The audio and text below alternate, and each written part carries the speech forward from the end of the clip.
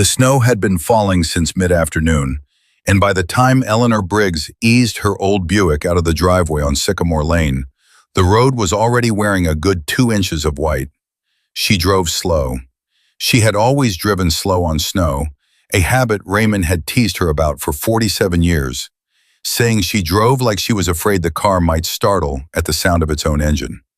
Tonight she did not mind the slowness. Tonight, slow felt right. Tonight, slow was the only speed she had in her. The town of Harlan's Creek spread out before her headlights in the way it always did in winter, which was to say it looked smaller than it was. The houses pulled close against the cold, with their porch lights burning orange through the dark. She had lived here since 1961, the year she and Raymond moved back from Nashville after the VA transferred him to the outpatient clinic on Ridgeline Road. 62 years in one town. You learn a place that way. You learn which intersections flood in spring, and which houses put out the most Christmas lights, and where the road dips just past the Baptist church in a way that will take you sideways on black ice if you are not paying attention. She paid attention. She always paid attention. It was something Raymond used to say about her, one of those small observations that becomes the kind of truth you carry without knowing you are carrying it. Ellie pays attention, he would tell people, to everything. That woman does not miss a thing. She missed him. She missed him the way you miss a limb. Not with drama, not with the kind of grief that people recognize and make space for at dinner tables and in waiting rooms, but with a constant, quiet wrongness. The seat beside her was empty. The radio was off because she had not turned it on, and she realized only now, turning onto the main road past the Sunoco station, that she had not turned on the radio since April. 7 months. The car had been silent for 7 months, and she had not noticed until just this moment, driving alone to the diner on Christmas Eve, with the snow coming down in thick, slow curtains, and no one beside her to comment on it. Raymond would have commented on it. He would have said something like, "Well, we might be sleeping here tonight, Ellie." And she would have said, "Raymond, we are 2 miles from the house." And he would have said, 2 miles is 2 miles in Tennessee in December. And they would have gone back and forth the whole drive, which took exactly 6 minutes from their driveway to the parking lot of Holden's Diner, and which had always felt, in all the years they drove it together, like the best 6 minutes of the evening. She turned into the parking lot. 3 cars. A pickup with a nativity scene sticker on the rear window, a minivan with a cracked taillight, a sensible gray sedan she recognized as Harold Pike's because Harold ate at Holden's every night now since Florence passed 2 years back, and he did not cook. She understood Harold Pike more now than she ever had before.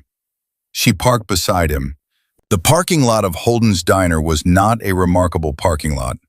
It was gravel that needed replenishing, a few yellow-painted lines that were mostly theoretical at this time of year, and a mercury vapor light on a pole that hummed faintly and threw its orange light in a circle that did not quite reach the far edge of the lot. She had parked in this lot on a Tuesday in November 1966, when Patricia was 4 and had not wanted to get out of the car, and on a Saturday in March 1978, when Daniel was 14, and they had come in after his basketball game, and he had eaten 2 plates of eggs and a piece of pie, and she had thought she might go broke feeding this child before he graduated. She had parked here on the day Raymond told her about his father's death, pulling in from a long drive he had taken alone to sort out what he thought about it. She had parked here on the morning of September 12th, 2001, when she and Raymond had come for coffee because sitting at home with the television felt like drowning, and they had needed to be somewhere with other people. A parking lot accumulates history the same way everything else does, without ceremony, without knowing it is doing so. You park in a place enough times, and it becomes yours in the way that particular places become yours, not through ownership, but through presence, through the accumulated weight of all the times you stood on that gravel, in whatever weather was falling, and walked toward or away from whatever you were walking toward or away from. She got out of the car. The cold hit her. She pulled the blue wool coat tighter across her chest. It was the good coat, the one she had bought at the Belk in Cookville in the winter of 1998, and had barely worn since because Raymond said she should save it for special occasions. Raymond, she had told him, a woman my age does not have that many special occasions left. He had laughed. He had taken her face in both his big hands and laughed and said, "Ellie Briggs, you are going to outlive every special occasion I can think of." She had not laughed at that in April. She was not laughing at it now. But she was wearing the coat. That was something. Grace Holden saw her through the glass before she reached the door. Grace was 63 years old and had run this diner for 31 years, taking it over from her own mother at 32 when her mother's knees gave out and her patience ran thin. She was a big woman with short silver hair and the forearms of someone who had been carrying plates and hauling stock for 3 decades. She came around the counter and pushed the door open before Eleanor could reach the handle. "Come on in out of that cold," she said. Her voice was the same as always, not soft exactly, but warm in the way that practical things are warm, the way a good quilt is warm, the way a kitchen with something on the stove is warm. She took Eleanor's arm with one hand and held the door with the other. Eleanor stepped inside. The bell above the door jangled the same bell that had been there for 31 years. A small, flat sound she had stopped noticing long ago, and that tonight she noticed completely. The diner was what it always was on Christmas Eve. Too warm, too bright, smelling of coffee and fried onions, and the particular sweetness of Grace's pecan pie, which she only made at Christmas and which people drove 40 minutes for. The walls were hung with the same construction paper decorations that Grace's grandchildren made every year and that Grace taped up with the care of a woman who intended them to stay until February at least. Tinsel on the counter, a little fake tree with blinking lights beside the register, a wreath on the bathroom door that was slightly crooked and had been slightly crooked for as long as Eleanor could remember. "Your booth is open," Grace said, already moving back behind the counter. Eleanor nodded. She walked to the far corner. The corner booth by the window that looked out on the parking lot and the 2-lane road beyond it. And if you knew where to look through the dark in the tree line, the blue shape of the ridge that gave the county its name. She slid into the side that faced the room. That was Raymond's side. He always sat facing the room because he liked to watch people, liked the small drama of strangers eating and talking and living their lives in public. She always sat with her back to the room because she liked the window. But Raymond's side faced the room, and Raymond was gone, and tonight she sat facing the room because she could not bear to sit with her back to it and feel it empty behind her. A waitress she did not recognize, young, maybe 20, with a ponytail and paint on her knuckle from some recent project, came and took her order. "Coffee," Eleanor said, "just coffee, and a slice of that pecan pie when you get a chance." The waitress wrote it down and went away. Eleanor set her hands flat on the table. The tabletop was the same laminate it had always been, cream-colored, with a faint pattern worn smooth at the edges, where thousands of elbows had rested over the years. She and Raymond had rested their elbows here. 31 Christmas Eves. 31 times they had come in from the cold and sat across from each other in this booth, and shared a pot of coffee, and eaten pie, and talked about nothing and everything, and the particular mix of the two that becomes over time the whole fabric of a life. She thought about the first time, 1992. They had not yet made it a tradition, did not know they were making one. Patricia was 12 and had wanted to go to her friend Amy's Christmas Eve party, and Daniel was 9 and had been put to bed at 7 with a cold, and Eleanor and Raymond had looked at each other across the kitchen after the kids were settled, and Raymond had said, "I could eat," and Eleanor had said, "Grace's," and Raymond had said, "Grace's." And that was it. That was how it started, not with intention, with hunger and convenience and the quiet agreement of two people who knew each other well enough to read the room. They went back the next year because it had been good. The year after because it had been good again. By the 5th year it was ritual. By the 10th it was sacred. By the 20th it was simply part of who they were, the same way his coffee cup on the left side of the sink was part of who they were, and her reading glasses on the nightstand, and the way he always checked the locks twice before bed, even though they lived in a town where most people did not lock at all. The coffee came. She wrapped both hands around the mug and let the heat seep into her palms. She did not drink it.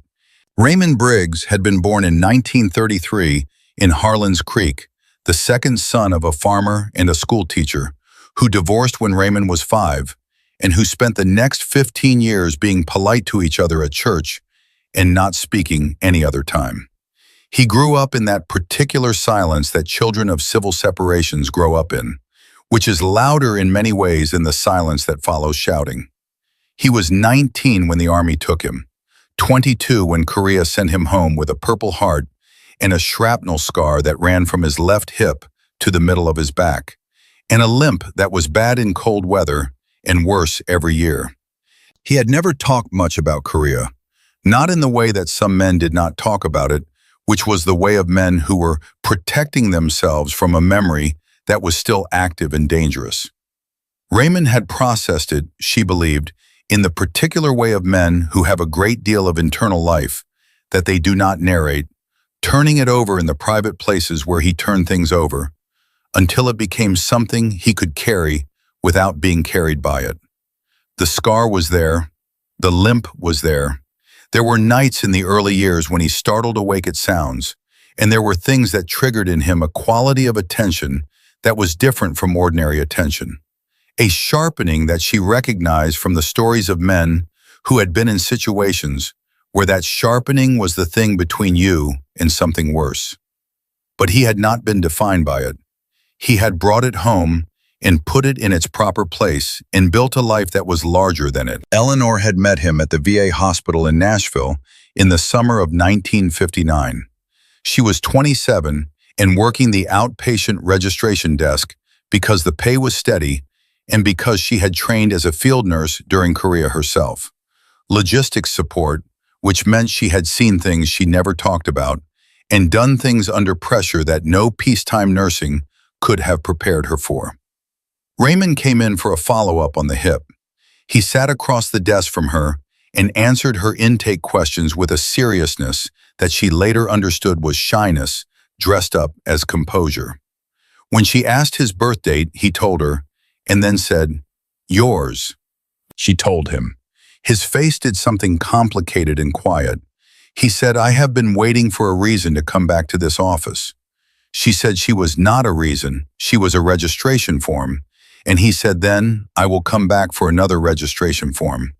And that was the beginning. 47 years, 2 children, Patricia in Portland, Daniel in Atlanta, a house on Sycamore Lane that they had bought for $22,000 and that was paid off by 1989, and that Raymond had kept in meticulous repair until the last years when the ladder started to feel unsteady beneath him, and she made him promise to hire someone for the gutter work. He had hired someone. He had also gone up on the roof the following week when she was at book club to check whether they had done it right. She had seen the mud on his boots when she got home. She had not said anything. That was marriage too. What 47 years looked like from the inside was not what people imagine when you said the words 47 years. People imagine something monumental, a long, unbroken thing, impressive and solid as a bridge. What it actually was from the inside was thousands of small things accumulated over time until they became everything. It was Raymond's habit of humming while he made his morning coffee the same 3 bars of a Hank Williams song, never the full song, just those 3 bars every single morning for 4.5 decades, until the sound of coffee brewing was inseparable in her mind from that particular melody. It was the way he folded the newspaper in half and then in half again before he set it down, a habit left over from years of reading on buses and in waiting rooms when paper was precious and space was limited. It was the way he said her name, Eleanor, always the full name, never Ellie, except when he was teasing her or when something was very wrong. The tone of the full name versus the short name was a whole language she had learned over decades, and that she heard now in its absence, as a silence that had its own particular shape. They had not been without difficulty 47 years. There had been hard patches, the years when the children were small, and the money was tight, and they were both so tired by 9 in the evening that kindness required effort neither of them always had. There had been the year Raymond's drinking got worse, the early 70s, when something in him that Korea had left unresolved surfaced in a way it had not before. And she had sat him down at this same kitchen table on a Sunday afternoon and told him with all the clinical precision she had developed in 12 years of nursing exactly what was happening and what she believed would happen if it did not stop. And he had looked at her for a long moment, and then he had said, "All right, Ellie," and he had stopped. Not easily, not without cost, but he had stopped, and that was the kind of man he was, a man who could look at a true thing when someone held it in front of him and say, "All right," even when the all right was hard. There had been the miscarriage between Patricia and Daniel, a loss they had not talked about outside the marriage, except to their pastor, a loss that had sat between them for a year as a shared sorrow that they tended quietly and together, and that eventually became not a wound, but a scar, present and healed, and part of the geography of them. There had been the years when Patricia was a teenager, and the house had the particular electricity of a home with an adolescent girl who was testing her own edges against the edges of everything else.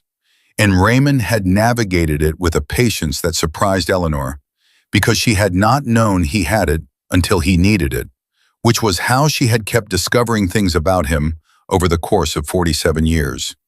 He had more in him than he showed. He always had more in him than he showed. She had loved him for all of it, for the humming and the newspaper folding, and the careful boots, and the stubbornness about the roof, and the morning calls to their daughter in Portland every Sunday at 10:30, which he began when Patricia moved away, and never stopped, which Patricia had told Eleanor only after his death that she had organized her entire Sunday morning around that. The 10:30 call was the fixed point of her week, that she had never told him because she thought he might stop if he knew it mattered that much. Eleanor had cried at that the first time since April, a small, controlled cry, not the full one, not the opening of the chamber, but something. Raymond would have wanted to know. He would have called at 9:30 if he had known. He would have called at 9, and then again at 10:30 just to be sure. He died on the 14th of April, on a Tuesday morning. She heard him get up at 6 the way she always heard him, not quite waking, just registering the familiar sounds of him, the soft thud of feet on hardwood, the particular creak of the third step, the sound of water running in the bathroom, then quiet, and then a different kind of quiet, the kind that registers somewhere below the thinking part of the brain, the part that had been trained in Korea to know when something was wrong without being told. She found him in the hallway. He had made it from the bedroom to the front door and then down as if he had been heading somewhere with intention and simply run out of time before he arrived.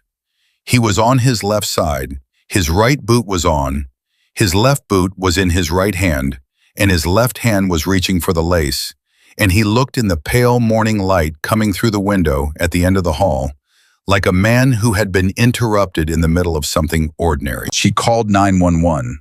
She held his hand. She talked to him until the ambulance came, telling him things she had been meaning to say for years, and things she had said 1,000 times, and things she was not sure she believed, but said anyway because there was nothing else to do with the words. The paramedics were kind. The hospital was kind. Patricia flew in from Portland. Daniel drove up from Atlanta. They were all kind. She had not cried. Not at the hospital. Not at the service. Not when she came home and walked into the bedroom and his pillow still smelled like him, and she sat on the edge of the bed for a long time with her hands in her lap. Not once since April. There was something at the center of the grief she had not yet touched, some chamber of it she had been circling for 7 months without opening, and she did not know what would happen when she finally did, and she was afraid it might be something she could not come back from. So she had functioned. She had eaten and slept and answered the phone and gone to the doctor and attended book club and watered the plants and taken the car in for an oil change and done every ordinary thing that ordinary life requires, because ordinary things were a road through the middle of this. And if you kept walking, you would eventually come out somewhere. She believed that. Most days she believed that. Tonight, she was less sure. The diner filled slowly around her. A family of 4 with children still in their church clothes, the youngest asleep against her mother's shoulder before they even ordered. 2 men in coveralls she recognized as the Garrett brothers, Roy and Dennis, who ran the feed store on Piney Road, and who came to Holden's every Friday and apparently also Christmas Eve. An elderly couple she did not know, tourists maybe passing through.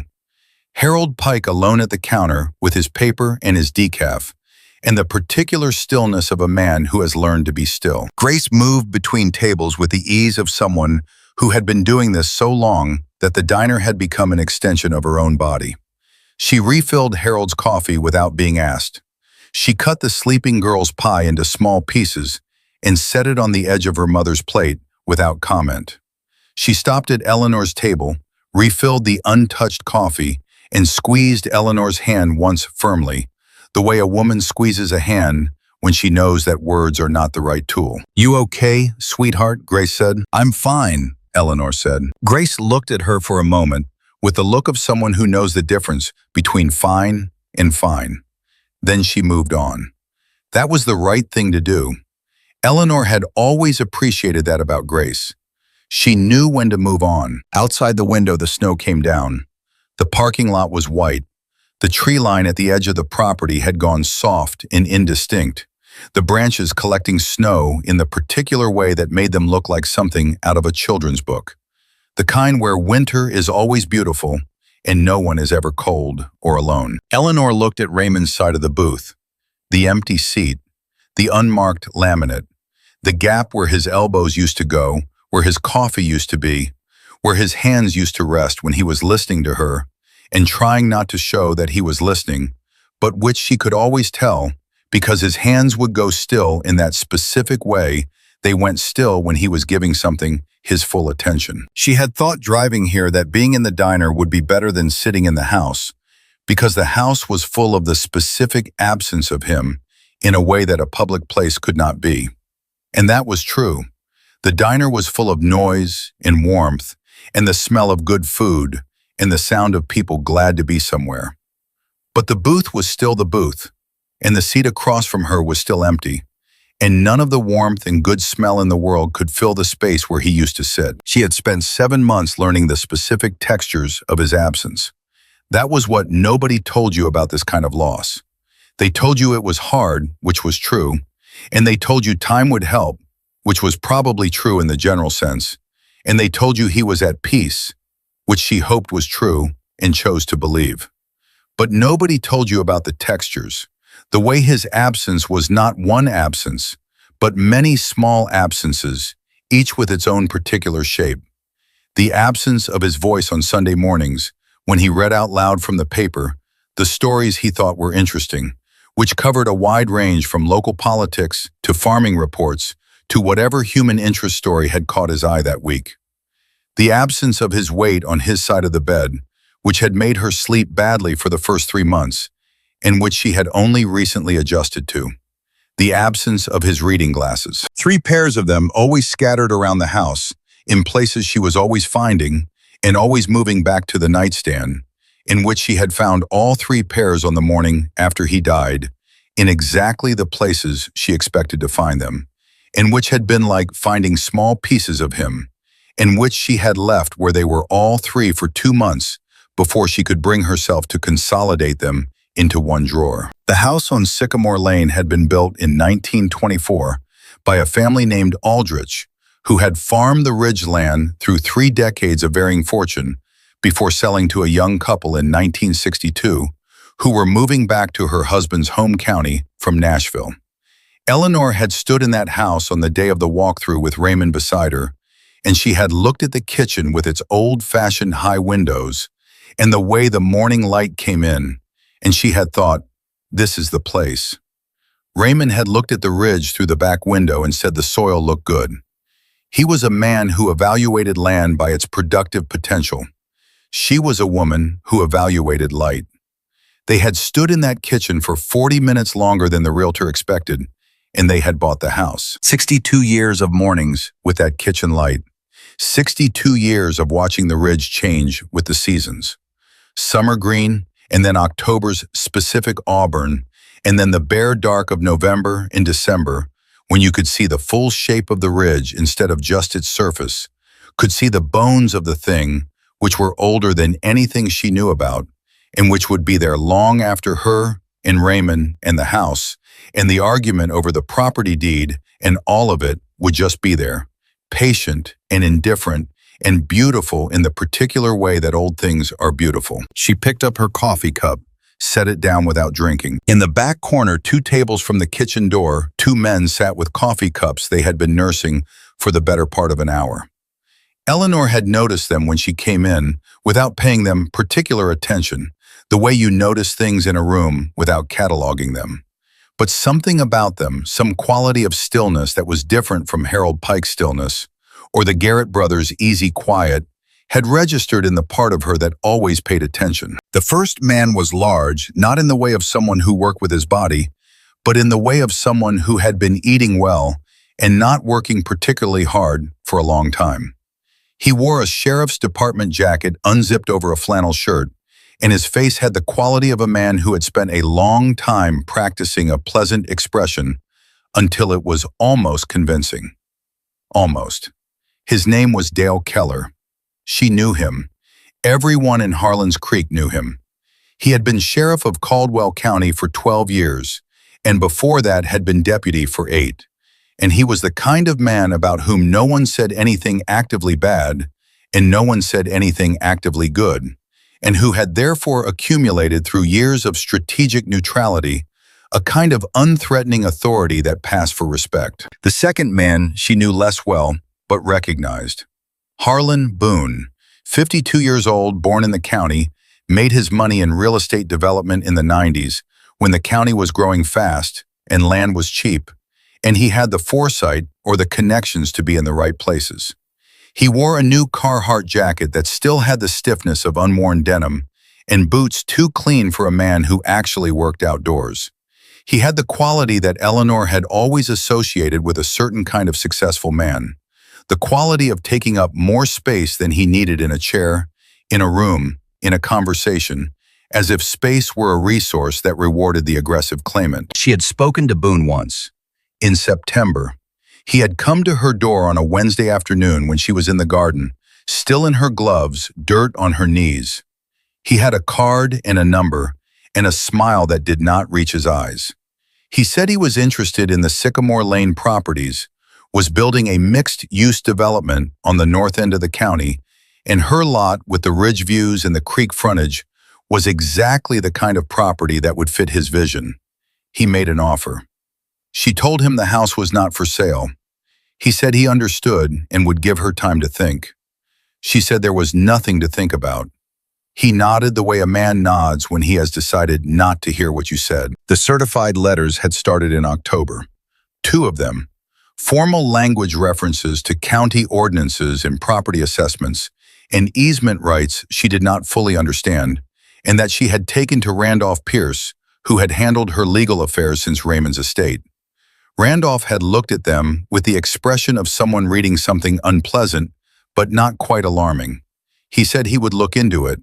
She had not heard back. She had the letters in her purse. She had been carrying them for 3 weeks because taking them out and putting them somewhere felt like accepting that they were real. Now Boone sat at the back of Holden's diner on Christmas Eve, and he and Keller were talking in the low, even way of men who had already decided what was going to happen. Their eyes moved across the room occasionally with the professional scan of men who monitor spaces as a habit. Once Boone's eyes came to rest on Eleanor. Not long, a second, maybe 2. Then he turned back to Keller and said something she could not hear, and Keller nodded, and she felt something she recognized from Korea, from the days when she had learned to read, the quality of silence before things went wrong. She looked away. She wrapped her hands around her coffee again. She was being foolish. They were just 2 men having coffee. It was Christmas Eve. She was an old woman alone in a diner with 7 months of grief sitting heavy on her chest. And grief had a way of making everything feel like a warning. She was still looking at the window when she heard it. It was below the hearing before it was above it, the way a low sound arrives first in the chest, then in the jaw, then in the ears. A vibration, a rumble. The particular frequency of large engines moving in convoy, low gear, the sound of machines powerful enough to idle like a threat. She felt it in the table before she heard it through the glass. A tremor that moved through the laminate and into her palms, and that made the coffee in her cup shift slightly, a small circle forming on the black surface and then dissolving. The lights in the parking lot caught chrome first. The glint of handlebars and exhaust pipes and the long shine of tank metal moving through the falling snow. Then the shapes resolved, motorcycles, one after another, rolling in off the highway in a slow line, 2x2 headlights cutting white channels through the dark. They moved with the deliberateness of a procession that knows where it is going and does not need to hurry about it. 23 of them. Eleanor counted without deciding to count. 23 motorcycles filling the parking lot in a row, engines dropping to an idle, and then cutting, one by one, each silence a small punctuation mark in the whole. The last engine died, and then the doors of Holden's diner opened one after another, and the men came in. The bell jangled and kept jangling. Cold air rushed in with every opening, displacing the warm diner air in small gusts that made the Christmas decorations tremble. The men who came in were large, most of them, and they wore leather and denim and riding boots that tracked snow across Grace's clean tile floor. They wore the vests, black leather patches on back and front, the Iron Saint's name in white stitching across the top rocker, Tennessee across the bottom. The room went dead silent. Not the polite kind of quiet where people lower their voices. The scared kind where mothers gather their children closer and fathers put their arms across the backs of booths and nobody moves. And the holiday music keeps playing from the little radio on the counter, but nobody hears it because everyone is too busy holding still. Grace Holden stepped out from behind the counter. She planted her feet on the tile the way a woman plants her feet when she means to stay planted. And she looked at the man who had come in first and she said, "Help you, gentlemen." The man who had come in first was the reason the room had gone silent. He was 6'2", perhaps 250, with a beard that had gone mostly gray and was dusted now at the tips with snow. His hands were large and scarred in the particular way of hands that had done decades of physical work that was occasionally rough. He wore a black leather vest over a flannel shirt, and on the back it read, "Iron Saints M.C., Tennessee." His face was the kind that had been weathered by years outdoors and by something else, some internal weathering, harder to name. And it was not a comfortable face or a soft face, but it was not a cruel face either. It was the face of a man who had seen a great deal and had made at some point a series of decisions about what to do with what he had seen. His name was Wade Carver. He was 49 years old. He had been riding with the Iron Saints for 23 years, since a cold November when he was 26 and looking for something he could not have named at the time, and that he understood now, looking back, had been structure, a code, a set of men who kept their word and held their line and did not mistake being hard for being cruel. He came through the door and he stopped. He looked around the room with the automatic scan of a man who has spent 2 decades moving through spaces that were not always safe, reading exits and sight lines, and the temperature of a room in the first 3 seconds of entering it. The Garrett brothers, the family, Harold Pike. The 2 men in the back booth who looked up and then looked away and then looked up again. And then his eyes reached the corner, the far booth, the window, the small woman in the blue coat sitting alone with a coffee she had not drunk, her hands flat on the table, looking at nothing in particular, with the expression of a person who is very far away from where their body is sitting. Wade Carver stopped. He had not been to Harlan's Creek in 15 years, not exactly. He had grown up 30 miles east in a town called Millfield that was even smaller and that he had left at 17 and rarely returned to. But he had passed through Harlan's Creek dozens of times, on runs, on rides, on errands that took him through the county, and each time he passed through there was a particular road on the north end of town that he noticed the way you notice a road where something important happened to you. Sycamore Lane. He had been 9 years old. November 1984.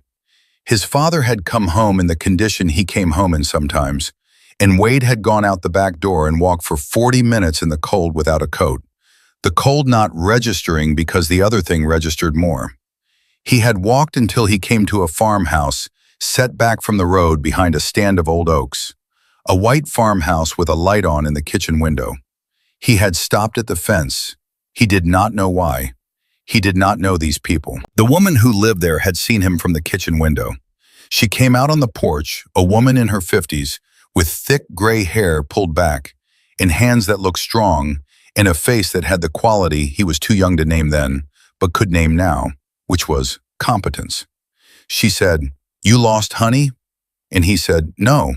And she said, "You cold?" And he said, "A little." And she said, "Come inside then." And he said, "I'm okay." And she said, "I know you are. Come inside anyway." He had gone inside. She gave him soup from a pot on the stove. She gave him a blanket and put him on the couch and turned the television to cartoons. She did not call anyone. She did not ask what happened. She understood that calling someone would make things complicated in ways that might make them worse, and that what he needed was not intervention, but soup and warmth and the temporary mercy of someone else's kitchen. Her name was May Briggs. She told him that when he left 2 hours later, something steadied in him that had not been steady before. He had carried that name for 40 years, not as a debt exactly, as a fixed point, the thing he measured other things against. He stood in the doorway of Holden's Diner in the snow and the cold on Christmas Eve, and he looked at the woman in the far corner booth, the small woman in the blue coat with her hands flat on the table, and the specific quality of aloneness that is different from just being alone, and something in his chest moved. She was not May. May had been younger the last time he saw her, and that had been 40 years ago. But she had May's eyes, the same particular steadiness, the same quality of having looked at a great deal and not looked away. And she was sitting in this booth, in this town, on this night, with that quality of aloneness around her like a temperature. He walked across the diner.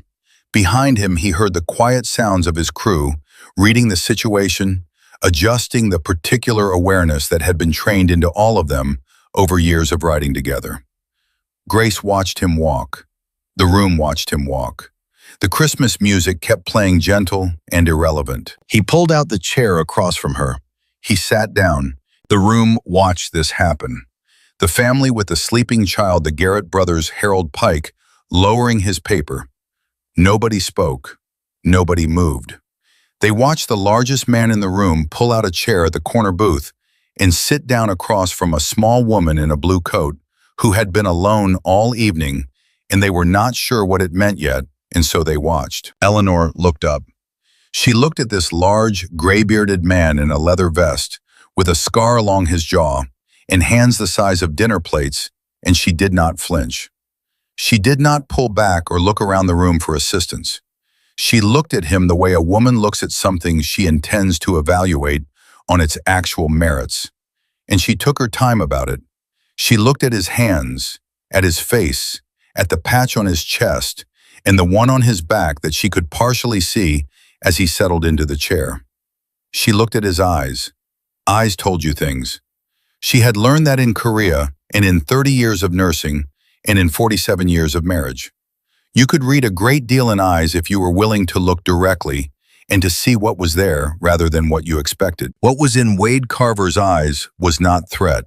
It was something she recognized from the VA hospital in 1959, from the men who came back from Korea carrying things they had not been asked to carry and did not know how to put down.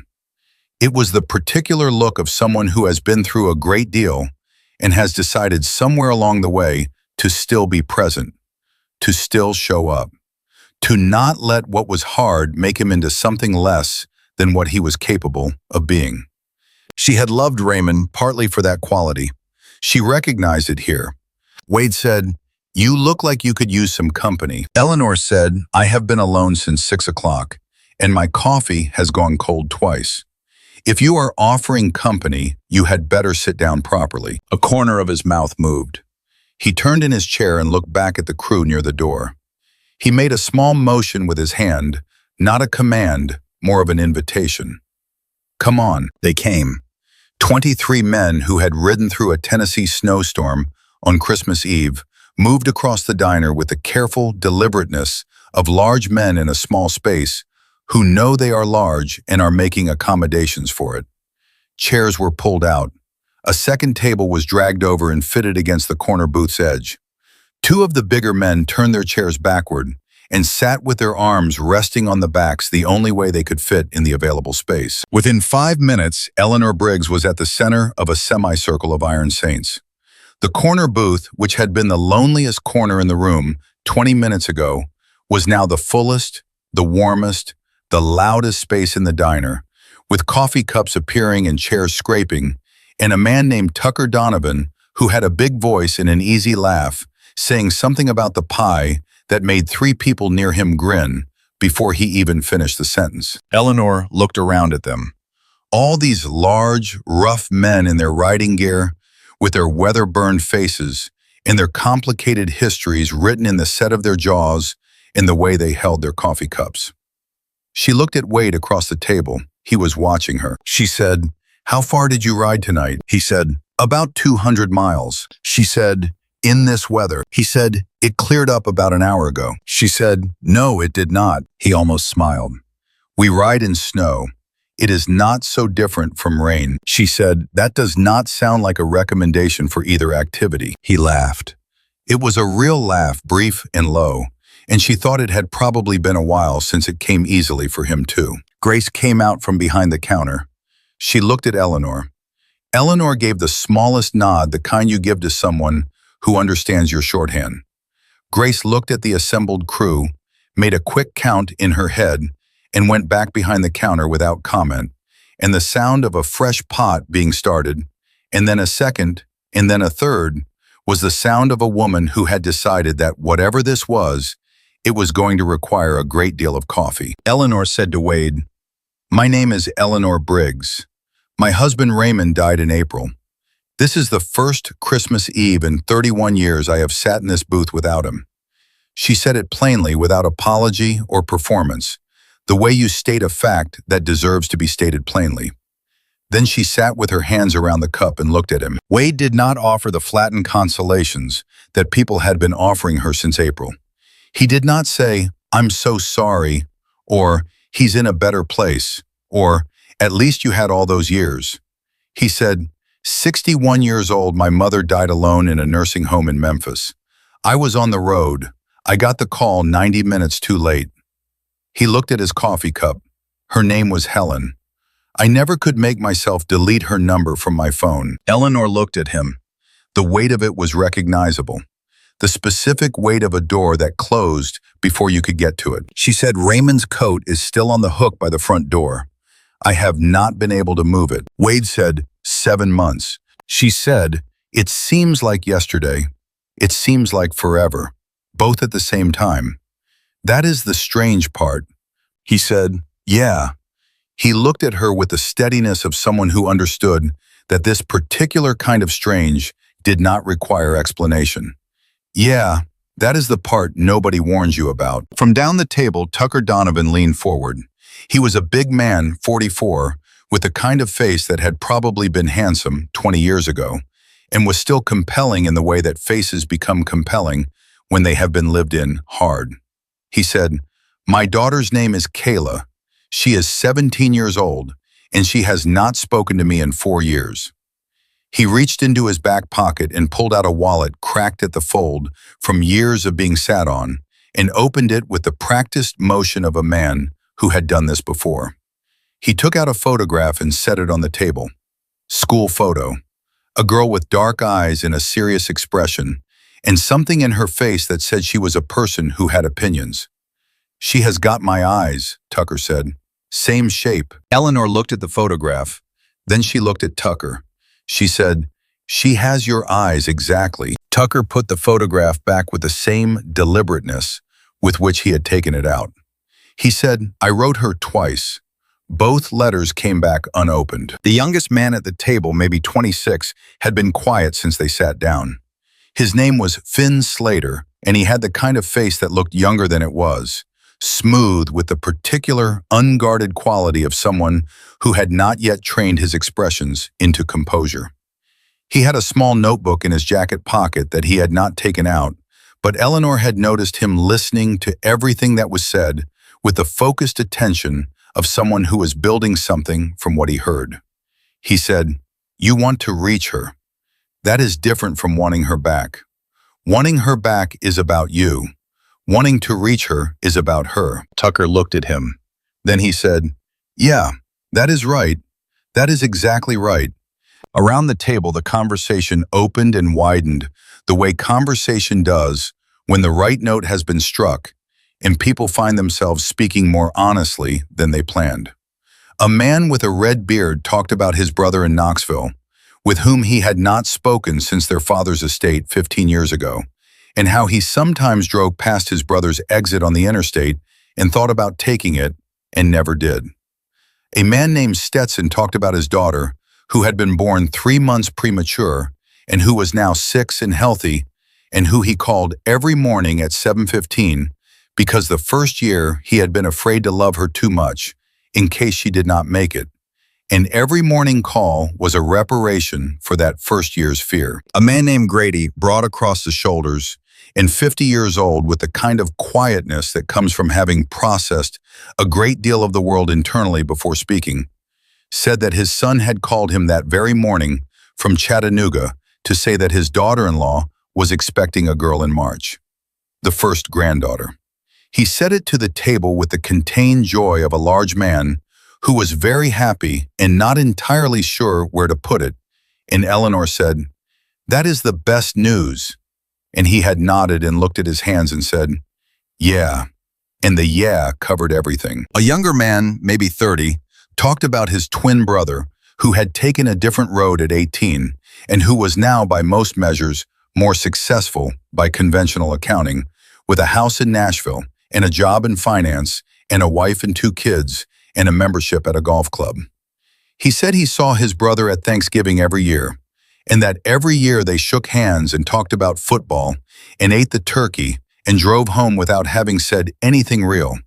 And that last Thanksgiving he had watched his brother's kids at the table and thought about the boys they had been together, fishing at the same creek, getting into the same trouble, knowing everything about each other the way twins know everything about each other. And he had been struck, eating turkey in a house full of people, by a loneliness he did not know how to explain to anyone who had not felt it. The loneliness of being right next to someone who used to know you and who no longer does. Eleanor listened. She listened the way she had learned to listen in the VA hospital in 1959, and in 30 years of nursing, and in 47 years of marriage, and in all the ordinary accumulated practice of a woman who had paid attention to people all her life. She listened without judgment and without the urge to fix or redirect, because she understood that what was happening at this table was not a problem to be solved. It was a weight being shared. There was a difference. Grace brought pie, then more coffee, then because it was Christmas Eve and because she had read the room with the accuracy she had been developing for 6 decades, she brought plates of eggs and biscuits and a jar of her own blackberry preserves without anyone asking.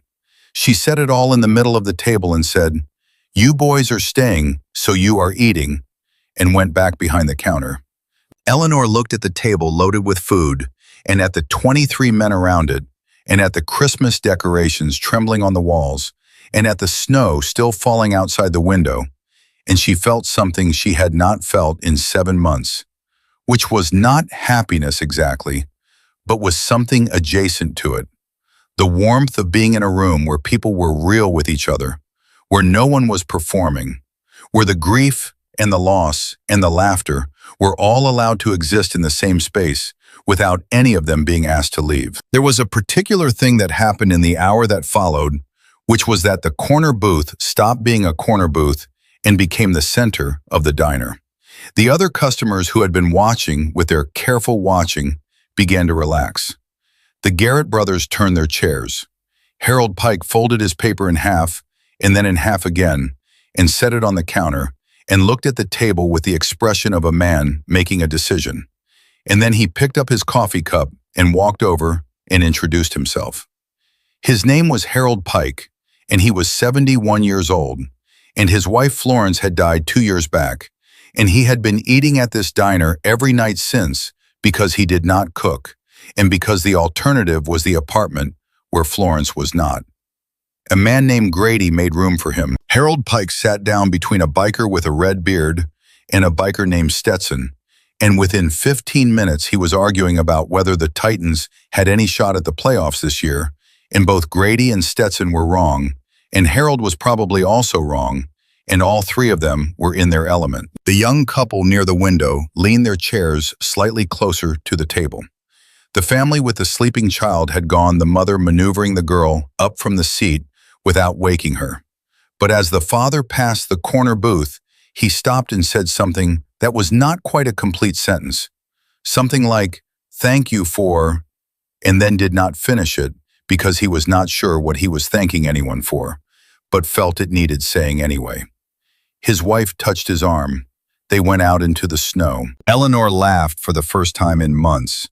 Tucker was telling her about the time he tried to bake a birthday cake for Kayla when she was 8 and set the kitchen on fire. The smoke alarm went off, the dog ran out the back door, and by the time the fire truck arrived, the cake looked like a charcoal brick. Eleanor laughed so hard she had to press a napkin to her face. The real kind of laugh, the kind that comes from somewhere deep and makes your eyes water. Across the table, Wade watched her laugh, with an expression she could not quite read, but that felt like relief. It was around 9:30 when Sheriff Dale Keller stood up from the back table. He had his jacket on, now zipped, and he crossed the diner with the unhurried certainty of a man who considers his presence in any room to be a reasonable intervention.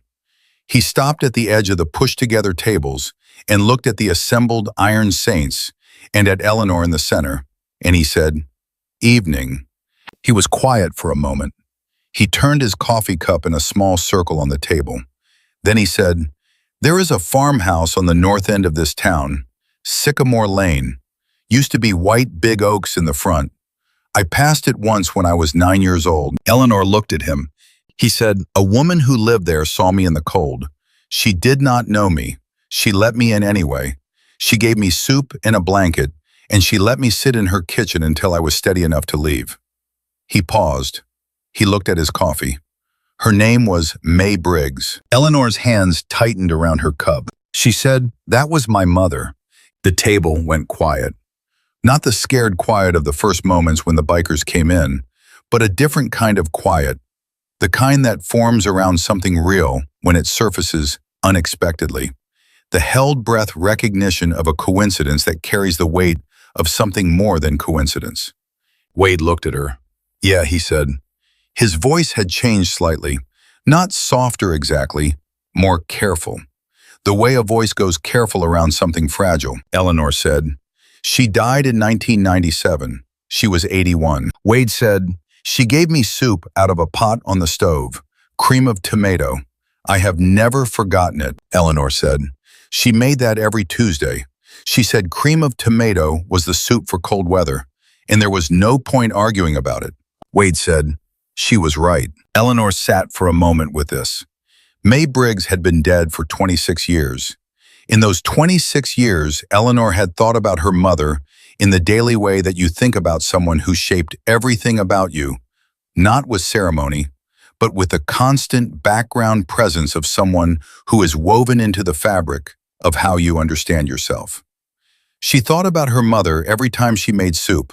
She thought about her mother every time she met a child who needed something and was not sure how to ask for it. She thought about her mother in the VA hospital in 1959 when she was figuring out what kind of nurse she was going to be, and the answer turned out to be the kind who notices what is actually needed and provides it without making a production of the noticing or the providing. Her mother had opened a door on a cold November night to a cold boy at a fence and given him soup and a blanket and 2 hours of safety. And then that boy had grown up and become this man. And this man had ridden 200 miles in the snow on Christmas Eve and walked across this diner and sat down across from a lonely old woman who had May Briggs's eyes.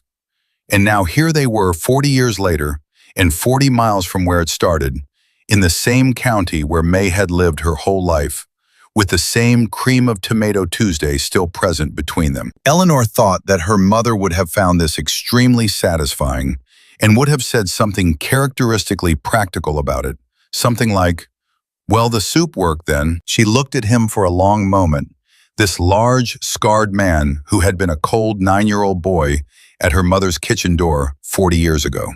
She thought about May, the competence of her, the way she moved through a kitchen, the way she never made a fuss about the right thing. She thought about a boy at a fence in November, not knowing he had already made the decision to knock. She thought about May, who had known and who had opened the door. She said she would be glad you turned out okay. Wade said, more or less. Eleanor said, more than less, I think. Something shifted at the back of the diner. She registered it without looking a change in the quality of the room's attention. She held Wade's gaze, but she felt in the practiced way of a woman who had always paid attention to the rooms she was in, that in the back corner a phone had been put away and a decision had been made. Tucker had moved his chair around so that he was sitting closer to Eleanor's end. And he was telling her about Kayla again. Not the school photo this time, but earlier things from when she was small. The way she had insisted at age 4 on carrying her own backpack to preschool, even though it was nearly as big as she was. The way she had named every animal in every book she owned. Not the characters' names, but her own private names, so that the very hungry caterpillar was Gerald, and the rabbit in Goodnight Moon was called Pepper, and nobody was allowed to call them anything else. The way she had, at age 7, decided to learn to whistle and practice for 6 weeks before she could do it, in the obsessive, incremental way of a child who has decided a thing is achievable, and that failure to achieve it is simply a matter of not having tried enough times yet. Eleanor listened to all of this with the quality of attention that is present, without pressure, the way a very good nurse listens. She asked small questions. What was her favorite subject in school? What did she look like when she was concentrating? Tucker answered all of them with the detail of a man who has been keeping this information somewhere close and ready, because he did not know when he would next have someone to give it to. Eleanor said, "She sounds like a person." Tucker said she is. Eleanor said, "I mean that as the highest possible compliment. A great many children take a long time to become people. It sounds like she was one from the beginning." Tucker was quiet for a moment. He said, "Yeah, she was. She is." Eleanor said, "Write her again." He looked at her. She said, "You wrote twice and the letters came back. Write again. Not to change anything, just so she knows the door is open from your side. Children, even grown ones, even angry ones, need to know which doors are open." She paused. Raymond and his father did not speak for 9 years. They started speaking again because Raymond sent a card. Nothing in the card but his address and the words, "If you want to talk." His father called the following Thursday. They had 20 more years. Tucker looked at his coffee cup. He said, "What if she sends it back again?" Eleanor said, "Then you write again." He was quiet.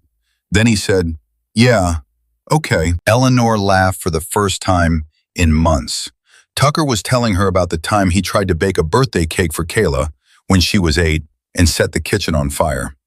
The smoke alarm went off, the dog ran out the back door, and by the time the fire truck arrived, the cake looked like a charcoal brick. Eleanor laughed so hard she had to press a napkin to her face. The other customers were starting to relax. A few were smiling. The Garrett brothers had turned their chairs toward the corner booth. It was around 9:30 when Sheriff Dale Keller stood up from the back table. He had his jacket on now zipped, and he crossed the diner with the unhurried certainty of a man who considers his presence in any room to be a reasonable intervention. He stopped at the edge of the pushed-together tables and looked at the assembled Iron Saints and at Eleanor in the center, and he said, "Evening." Wade said, "Evening." Keller said, "Getting a little crowded in here." He said it with a politician's smile and looked around the table as if the observation were a pleasantry. "I wanted to check in, make sure things were comfortable." He paused, and the pause was the message. "I did get a call earlier. Some folks in the area had some concerns about a large group coming in." He looked at his hands, then back at Wade. "You know how it is. People get nervous." Wade said, "What kind of concerns?" Keller said, "Oh, just general. This is a family town. People like things quiet around the holidays." Eleanor said, "We are quite quiet, Sheriff." She said it without inflection, just a statement of the plainly visible. She was looking at Keller in the way she looked at things she was evaluating on their actual merits. Keller looked at her. He said, "Mrs. Briggs, I did not see you there."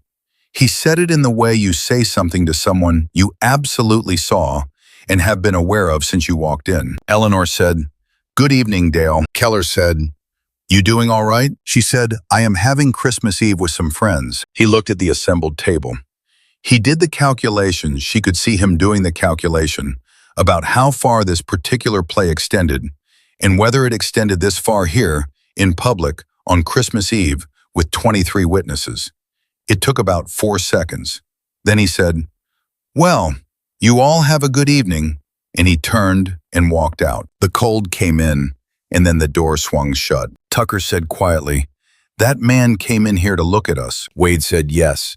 Tucker said he wasn't checking on anyone, he was counting. Wade said, "Yes." The table settled back into the warmth of what it had been for the past hour. Someone refilled the coffee. Grady said something low to Harold Pike, and Harold Pike shook his head and said, "No, that is absolutely wrong." And Grady said, "I can prove it," and the argument recommenced. But Eleanor was watching the door where Keller had gone out, and then she was watching the back of the diner where his table still had 2 cups on it, and only one was empty now. And she was thinking about what she had been carrying in her purse for 3 weeks. She said to Wade he and Harlan Boone were sitting together in the back. "They were here when I arrived." She said it's simply offering the information the way you offer a fact that belongs to the table. Wade looked at her. She said Boone left about 40 minutes ago. Keller stayed. Finn had his pen on the notebook now. He said Boone. Harlan Boone. He said it like he was cataloging it. Eleanor said, "He is a developer. He has been trying to buy my property for 6 months." She paused. "He has not been subtle about it." She reached into her purse and set the 2 envelopes on the table. She said, "Can I ask you something?" Wade said, "Go ahead." She said, "Why did you sit down?" Finn looked at the letters on the table. He looked at Eleanor. He said, "Mrs. Briggs, I want you to do something for me." He looked at the letters she had pulled from her purse while talking to Wade, the 2 envelopes that she had finally set out in front of her. "Can I see those?" She said, "Yes." Finn picked up the open one first. He unfolded it carefully. He read it. His face did not change much, the trained quality of a face that has learned to read difficult things without telegraphing its reaction. He read it through twice. Then he picked up the second envelope, looked at Eleanor. She nodded. He opened it, read it again. He set both letters down. He looked at Eleanor. He said, "Mrs. Briggs, do you have the original deed to your property? The one with the county seal?" She said, "I have what I was given after Raymond died. The documents from the estate." He said, "Where are they?" She said, "At the house, in the fireproof box in the bedroom closet. There is also a copy at Randolph Pierce's office. He handled Raymond's estate." Finn said, "Have you spoken with Pierce about these letters?" She said, "I brought them to him in October. He said he would look into it." Finn said, "Have you heard from him since?" She said, "No." Finn was quiet. He looked at the letters again. Then he said, "Mrs. Briggs, these letters reference an easement claim that should not be possible on property held continuously in the same family with a clear title. The legal theory they are using is technically legitimate in some circumstances, but the circumstances they describe don't match what they would need to match." He paused. Either Pierce has looked at this and found something you haven't been told about, or he has not looked at it, or someone has filed something with the county that does not reflect the actual history of your deed. Eleanor set her hands flat on the table. She said, "You are telling me someone may have altered the record." Finn said, "I am telling you it is a possibility I would want to rule out immediately." The table had gone very quiet. Wade was looking at the letters. Tucker had put his coffee down. Around the table, the conversation that had been running had ceased in the way that conversation ceases when the thing at the center of the room becomes visible. Eleanor said, "Can you look at what has been filed?" Finn said, "Not tonight. County offices are closed. But I can start building what we need to look at." He picked up his notebook, turned it so Eleanor could see the page. A column of dates and reference numbers and legal citations organized with the precision of a person who thinks in systems. She said, "You already started." He said, "I've been listening." She looked at him, this young man with the careful eyes, in the notebook he had been writing in for the last 30 minutes. She said, "How old are you?" He said, 26. She said, "And why are you on a motorcycle instead of in an office?" He was quiet for a moment. He said, "My marriage fell apart in September. I needed to be somewhere that was not an office and not the apartment. Wade let me ride with the club for a while. No questions," Eleanor said. "And you have been asking yourself what kind of lawyer you want to be." He looked at her. She said, "That is usually why young people run from their work. Not because they do not like the work, because they are still deciding what they want to use it for." He did not answer that, but he picked up his pen and kept writing. The front door opened. The bell jangled. The cold came in. And with the cold came Harlan Boone, his Carhartt jacket zipped, his truck keys in his hand, carrying the expression of a man who has thought about how he intends to carry himself into a room and has decided on a version that is still recognizable as reasonable, but is no longer pretending to be warm. He looked around the diner. His eyes moved to the corner booth. He came over. He stopped at the edge of the table. He did not look at the 22 Iron Saints. He looked at Eleanor. He said, "Mrs. Briggs, I am sorry to interrupt your evening." Eleanor said, "Good evening, Mr. Boone." He said, "I need to speak with you." He paused. "Privately." Eleanor said, "These are my friends. You can speak in front of them." Boone looked at the table. Something moved across his face, brief and controlled. He said, "All right, I know this is not the time or place, and I am sorry for that. But I have filed documents with the county, and I believe you have received notice of them." He looked at her steadily. "I want to resolve this amicably. The offer I made in September is still on the table. It is a fair offer for a fair price, and we could make the transfer simple and clean with no complications for anyone." The table was very quiet. Eleanor set her hands flat on the laminate.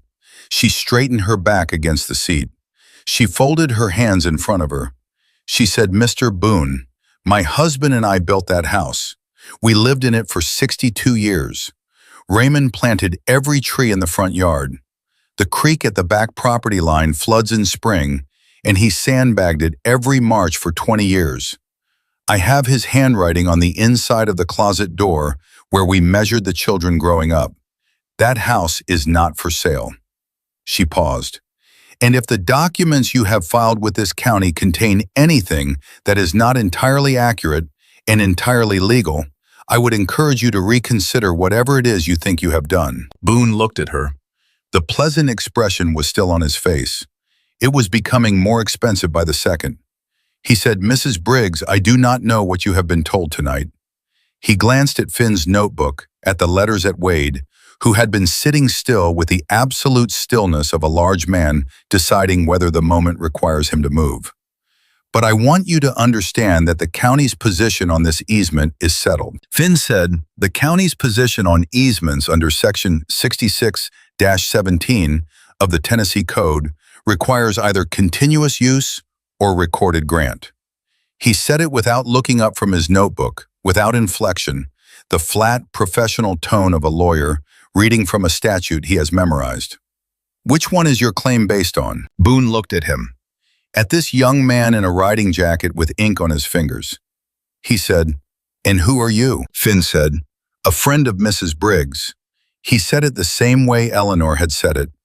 "I would like to hear the answer to my question." The temperature at the table dropped without the temperature in the room changing at all. Boone looked at Eleanor.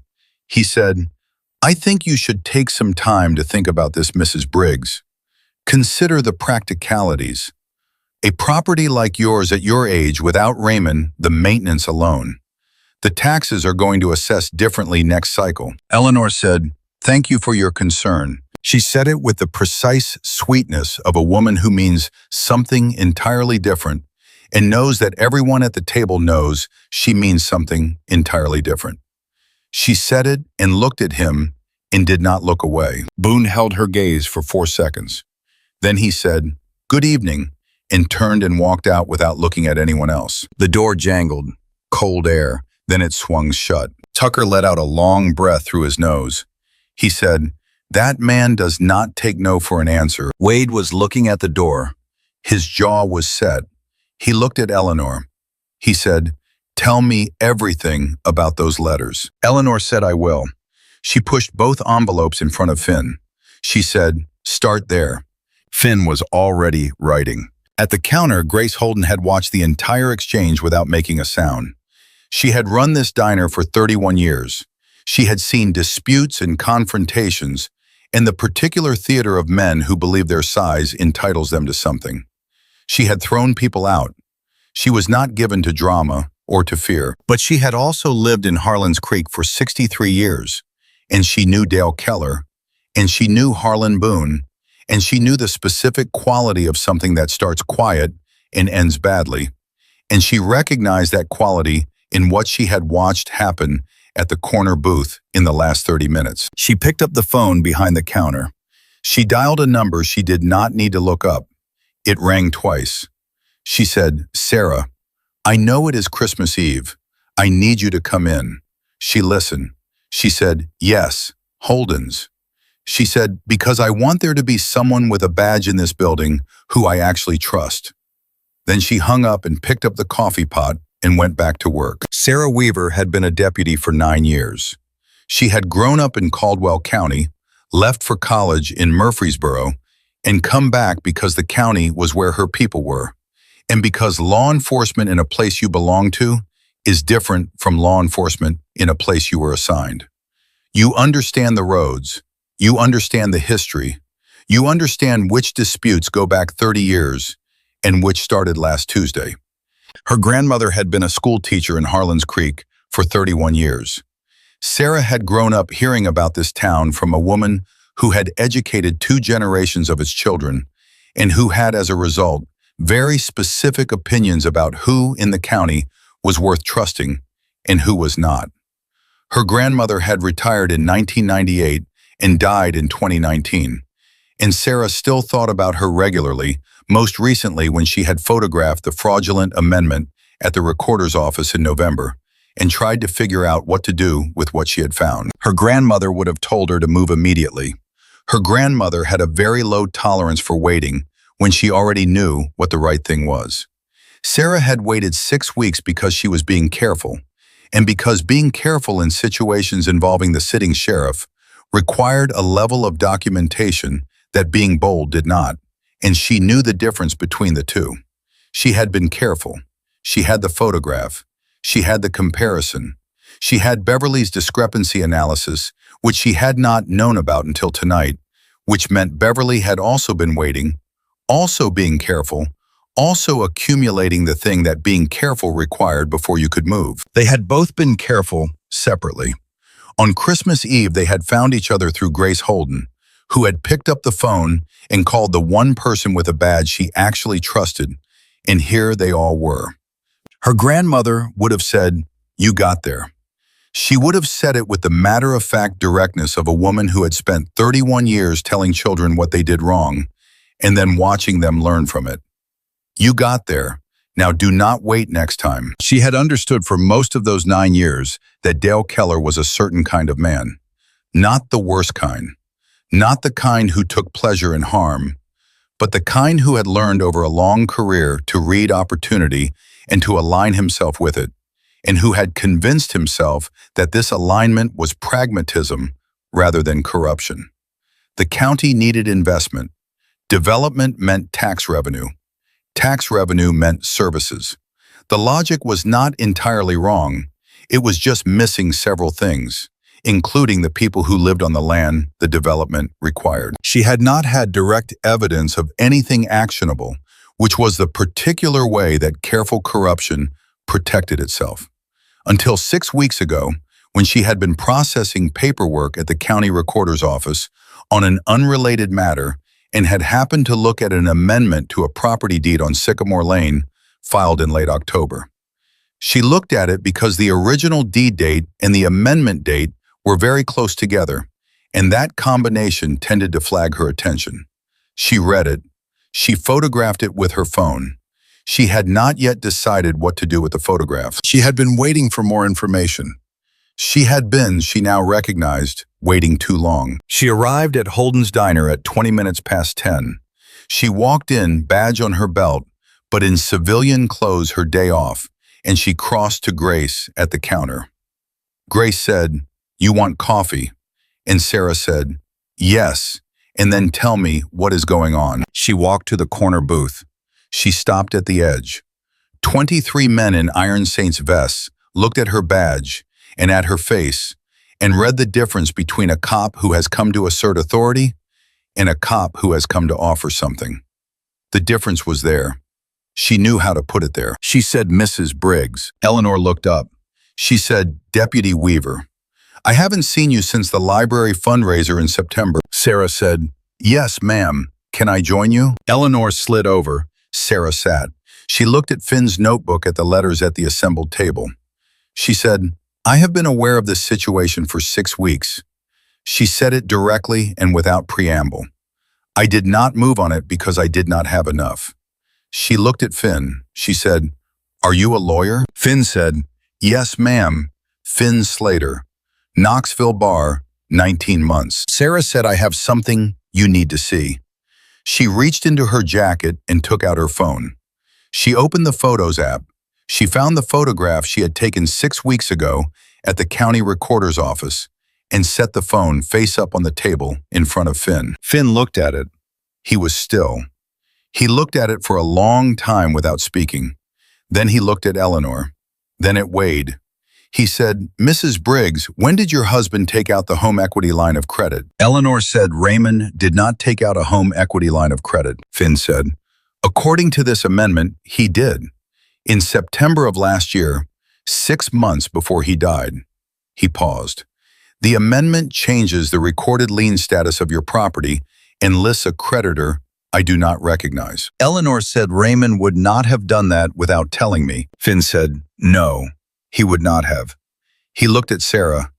"Is this the original filing or a copy?" Sarah said, "This is what is in the county system. I compared it against the previous entry. The previous entry is clean.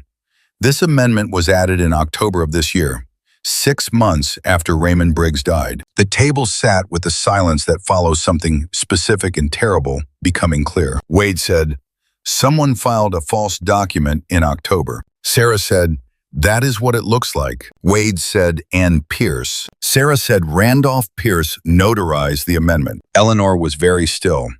She looked at the phone on the table with the photograph of the document on it. She looked at it for a long time. Her hands were flat on the table. Her face had the quality of someone who has received information that changes the shape of something they thought they understood, and who is now, in real time, reconfiguring. She said, "Randolph handled Raymond's estate. He has our files." Finn said, "Yes." She said, "He has the original deed." Finn said, "Yes." He paused. "Mrs. Briggs, I need you to understand what I am about to describe is not certain, but it is the most probable explanation for what we are looking at. Someone had access to your files either directly or through Pierce and used that access to add a fraudulent lien to the public record of your property. The lien creates an encumbrance that justifies a legal action for default, which is likely what the certified letters describe. The timeline is tight.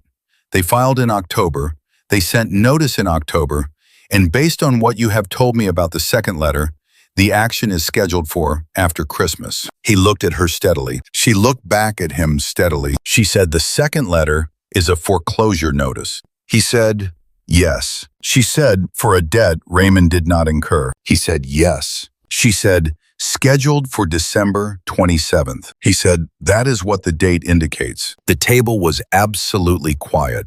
Outside the window, the snow had stopped. The parking lot was still and white. The motorcycles stood in their line. Eleanor said, all right. She said it the way May Briggs would have said it. The way Raymond would have said it on the hallway floor with one boot on. Come inside. The way someone says something when they have taken the full measure of a thing and decided they are going to deal with it. She said, what do we need to do before December 27th? Finn said, we need to file an emergency motion to stay the foreclosure and simultaneously file a complaint for fraud with the state bar and with the county recorder's office. We need the original deed from your house. We need any correspondence from Pierce. We need the notarized amendment pulled and compared forensically. He was already writing as he spoke. The county offices open at 8 on the 26th. If we can get an emergency filing before noon, we can likely get a stay by end of business. Sarah said I can have the amendment flagged as a disputed record before 8 tomorrow morning. There is a process for that. Keller does not control the recorder's office. Wade said, and Keller. Sarah said Keller is going to be a separate matter. She said it with the flatness of someone who has been deciding something for 6 weeks and has now decided it. I have been keeping this document for 6 weeks. I should have moved sooner. She looked at Eleanor. I am sorry for that. Eleanor said, you are here now. Sarah said, yes, ma'am. Grace from behind the counter said without pretending she had not been listening. There is a printer in the back office. It still works. Finn looked at her. He said, I will need paper. Grace said, there is paper. He said, and probably coffee. Grace said, there will always be coffee. He nodded. He stood up. He picked up the letters in his notebook. He looked at Eleanor. He said, I will work in the back. You will have something to review by midnight. He walked to the back of the diner. The kitchen door swung shut behind him. The table settled back into itself. Tucker poured coffee from the carafe Grace had left. Grady started telling Stetson something about a ride they had done last October through the Smokies. A long story that required his hands, and Stetson listened with the attention of a man who enjoys a good road story and knows that sometimes the value of it is not the story itself, but the fact of it being told. Eleanor was tired, not the bone tired of despair, but the tiredness of someone who has been running a long time toward a thing and has now arrived at it and can feel for the first time the distance they have traveled. She looked out the window, the parking lot, the quiet road, the dark ridge beyond the tree line, the same ridge she had looked at from this same window for 31 Christmas Eves. She thought about Raymond. She thought about the way he would have handled this, calmly, methodically, with the composure of a man who had dealt with things that were much harder than paperwork, and who understood that most problems, when you stayed still enough to look at them, clearly had a shape you could work with. He would have said, Ellie, what do we need to do first? And she would have told him, and they would have done it together. She was doing it together, different hands, same table, same booth, same ridge outside the window. She felt the sealed chamber in her chest move, the thing she had been circling since April. The weight of it shifted just slightly, just enough to let a small, cold air through. She pressed her hand against the front of the blue coat for a moment, the way you press a hand against something to gauge its temperature. She was going to be all right. She had not been certain of this, not entirely, not for 7 months, but she was beginning to be certain of it now. Wade was watching her. He said, "You okay?" She said, "I am figuring that out." He said, "That is usually how it starts." She said, "Raymond would have liked you." He said, "Yeah." She said, "He had no patience for people who were not honest. He could always tell who was." He said it was something he learned in Korea, that in certain situations a person's actual character became visible very fast, and you learned to read it quickly or you paid a price for reading it slowly. Wade said, "That is true." She said he would have seen something in you quickly. Wade was quiet for a moment. He said, "My father was not a good man. I spent a long time trying to be unlike him in every direction. I am not sure I always picked the right directions." Eleanor said, "Nobody does." She paused. "The question is whether you correct when you see it." He said, "I try." She said, "I know." She looked at him with the directness that 82 years had given her, the directness of someone who has stopped softening things that don't need softening. She said, "My mother always talked about the boy she let in one November night. She did not tell me his name. She said she could tell he was going to be all right." She was right about most things. Wade said, "Yeah." He said it low. Yeah, she was. The diner was warm. It was past midnight now, Christmas Eve becoming Christmas Day, without announcement, the way most important transitions happen quietly in the middle of something else.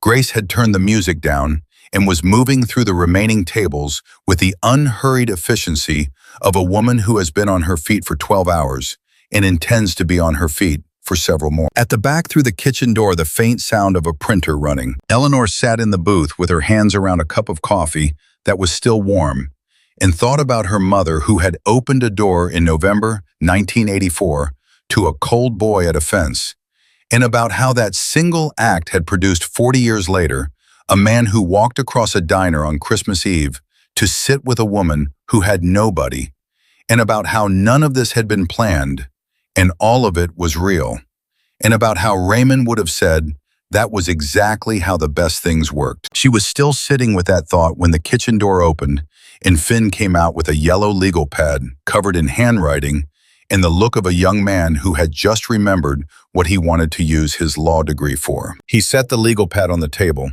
He said, "Here is what I have." He said, "We need to be at the county recorder's office at 8 sharp. Eleanor said, "I will be there at 7:50. He almost smiled. He said, "Yes, ma'am." Outside the window, the first thin light of Christmas morning was still hours away.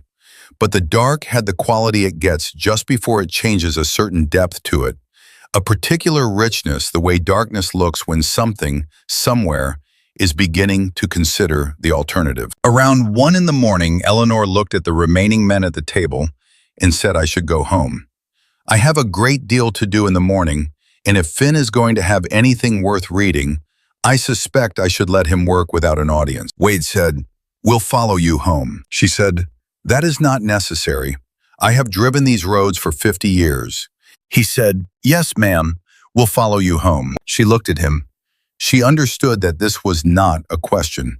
She said, "All right then." She went to say goodnight to Grace, who was behind the counter with a particular end-of-evening look of a woman who had been running since 4 that afternoon and had perhaps 2 hours of cleaning still to do before she could think about sleeping. The diner around her was showing its age in the way diners show their age late at night when the crowd is gone and the lights are still on, the worn vinyl and the sticky ring marks on the tables, and the tinsel starting to sag from the exertion of one long Christmas Eve.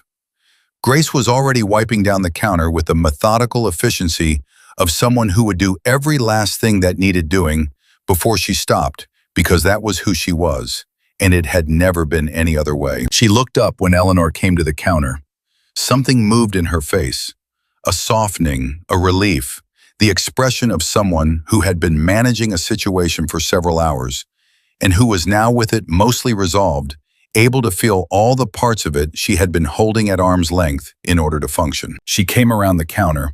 They held each other in the long hug of 2 women who had known each other for decades and who had on this particular night been through something together that would be part of the story of their friendship for the rest of their lives. Grace said low into her ear, "You are going to be okay, Ellie." Eleanor said, "Yes, I believe I am." Grace said, "Your mother would have gotten a kick out of this." Eleanor almost laughed. She said May would have had opinions about all of it. Grace said she would have had them in order and ready before anyone asked. Eleanor said, "Yes, she would." She held on a moment longer. Then she let go. She buttoned the blue coat. She walked out into the cold. The parking lot was white and still. 23 motorcycles stood in their line, patient and cold, and ready in the way that machines are ready without opinion, without hesitation, available for whatever was needed. She got into the Buick and sat for a moment with her hands on the wheel. The engine ticked as it warmed. In the rearview mirror, the motorcycle started. One by one, engines catching and rising to idle headlights, coming on 23 small, warm lights in the cold, dark parking lot. She pulled out. They followed. 23 motorcycles behind one Buick, moving slow through the Christmas morning dark on the two-lane road towards Sycamore Lane. They rode 2 by 2, headlights steady behind her, and she drove and watched them in the mirror and thought about processions, about what it means to be accompanied, about the particular grace of being followed by something that intends your safety. 4 miles of back roads, every curve she knew, every dip and rise, and the place past the old Aldrich fence line where the road bent left and looked in headlights like it ended, but did not. She had driven this road for 50 years. It had never felt the way it felt tonight, with 23 pairs of lights behind her, and the snow soft on the shoulders, and the whole county asleep and quiet, and exactly as it should be. She pulled into her driveway. She sat for a moment, then she got out. Wade was already walking up from the road. The bikes idled at the curb, their lights sweeping the yard, catching the oaks in the front that Raymond had planted in 1965, and that were now fully grown, their winter branches holding snow. Wade stopped a respectful distance from the door. He said, 47 of us can be at that recorder's office by 9 if you need us. She said, I may take you up on that. He reached into his vest and gave her a card. Just a number, nothing else. He said, you call that any time.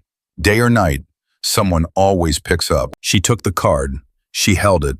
She looked at the house, the porch light she had left on, because Raymond always said you leave the porch light on when you go out at night, even in a town where you don't lock the doors, because the light is for you, not for anyone else, because it means the house is waiting. She looked at Wade.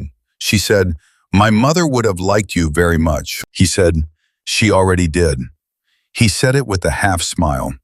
I just was not old enough to appreciate it at the time. She said, no, that is not how it works with children. You appreciate it later. That is what the later is for. She went inside. She hung the blue coat in the hook beside the empty space where Raymond's coat used to hang.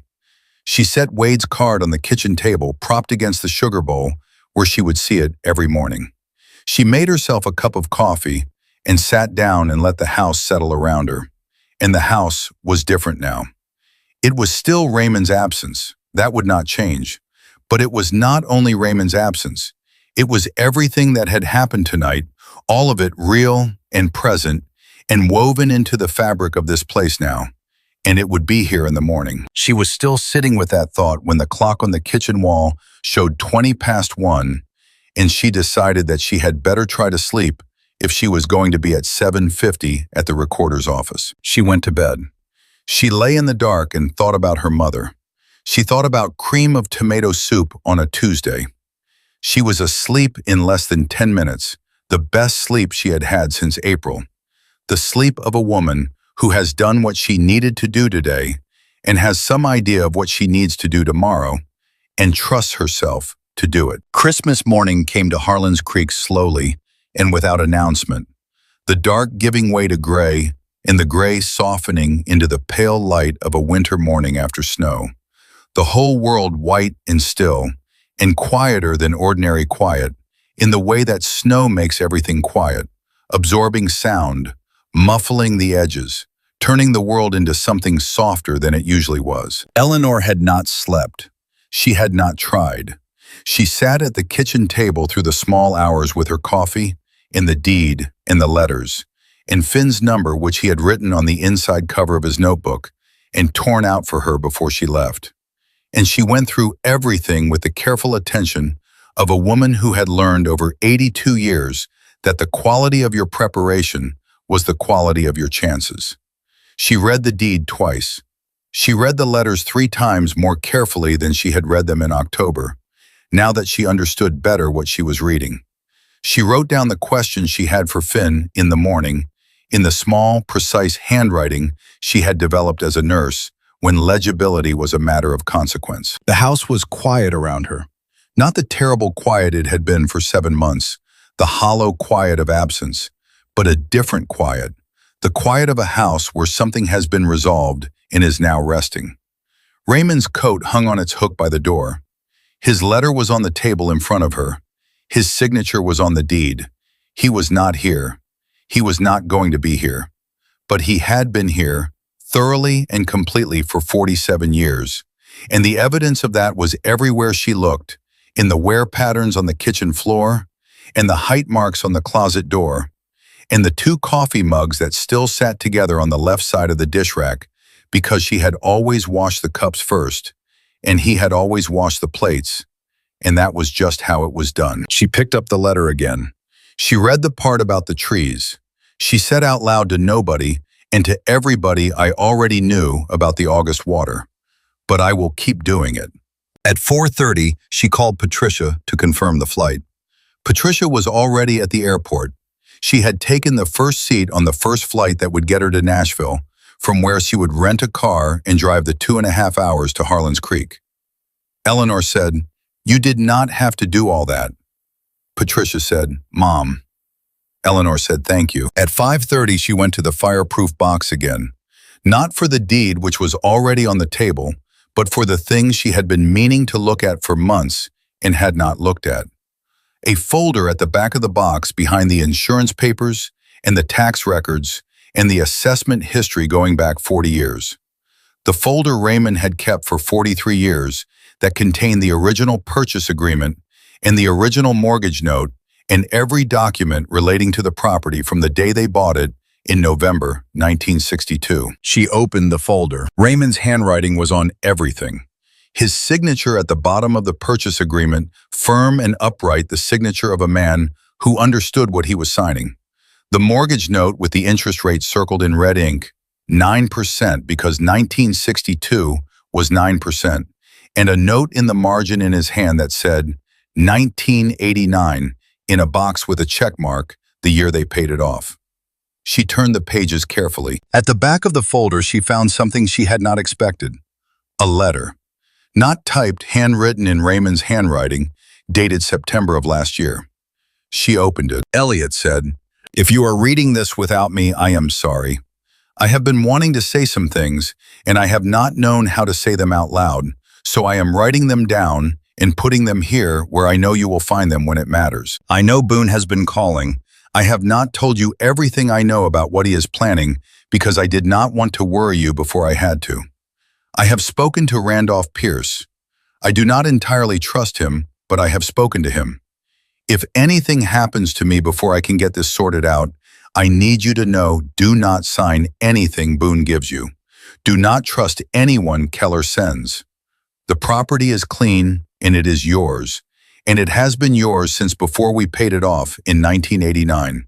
And no matter what anyone files or says or puts in official-looking letters, the truth of what we own is in this box. You are the strongest person I have ever known. You are a better nurse than any doctor I ever met, and you have been a better partner than I deserved. And if I had to do the whole thing over, I would choose this house, in this town, and this woman, every single time, without having to think about it. Take care of the trees. They need water in August, or they look terrible by September. I know you know this. I am writing it anyway because it is one of the things I will miss, watering those trees with you in the evening in August. I love you. I will love you past the place where love can go. Raymond. Eleanor sat at the kitchen table in the first gray light of Christmas morning and held the letter in both hands and felt the sealed chamber at the center of her grief open finally all the way. Not with violence, with the quiet of something that has been waiting a long time for its moment and has found it. She cried. She cried the way she did everything fully without performance, with the full weight of what was real. She cried for about 10 minutes. She pressed a dish towel to her face. She breathed. She put the letter down carefully on the table beside the deed. She said out loud to the kitchen, to the house, to the empty hook by the door where his coat used to hang, I know you knew. She poured more coffee. She picked up Finn's number. She sent him a text. I found something. Raymond knew about Pierce. He left documentation, I will bring everything. His response came 3 minutes later, which meant he had not slept either. Good. 7:30 at my bike. We will ride together. She almost smiled. She said, all right, Raymond, all right. She drove to the county recorder's office. Finn was waiting at the curb at 7:29. He was in his riding jacket with a leather bag over one shoulder, holding his legal pad and the annotated letters in the motion he had drafted. He looked at her when she pulled up, and something in his expression shifted when he saw her face. He did not ask what had happened. He said, what did you find? She handed him the letter through the window. He read it in the car while she parked. When she got out, he was still holding it. He said, Mrs. Briggs. He said, this is significant. She said, I know. He said Raymond knew Pierce was involved. He documented his concern. He said it to you in writing, in a letter in the fireproof box 6 months before he died. He paused. This changes the motion. He pulled out his legal pad. He stood on the sidewalk in front of the county recorder's office in the cold, clear light of Christmas morning, and he rewrote the introduction to the motion on his feet, standing with the quick, focused hand of someone who has found the right frame for the argument and is setting it before the logic has time to escape. Wade pulled up at 7:45 with Tucker and Sarah Weaver following in her personal vehicle. Sarah had her badge on her belt, but was in civilian clothes. Her day off, technically, which meant she was here as a citizen, which meant that whatever happened here was being documented the way she chose to document it, not the way Keller would have documented it. They went in. The recorder's office on Christmas morning had a skeleton crew.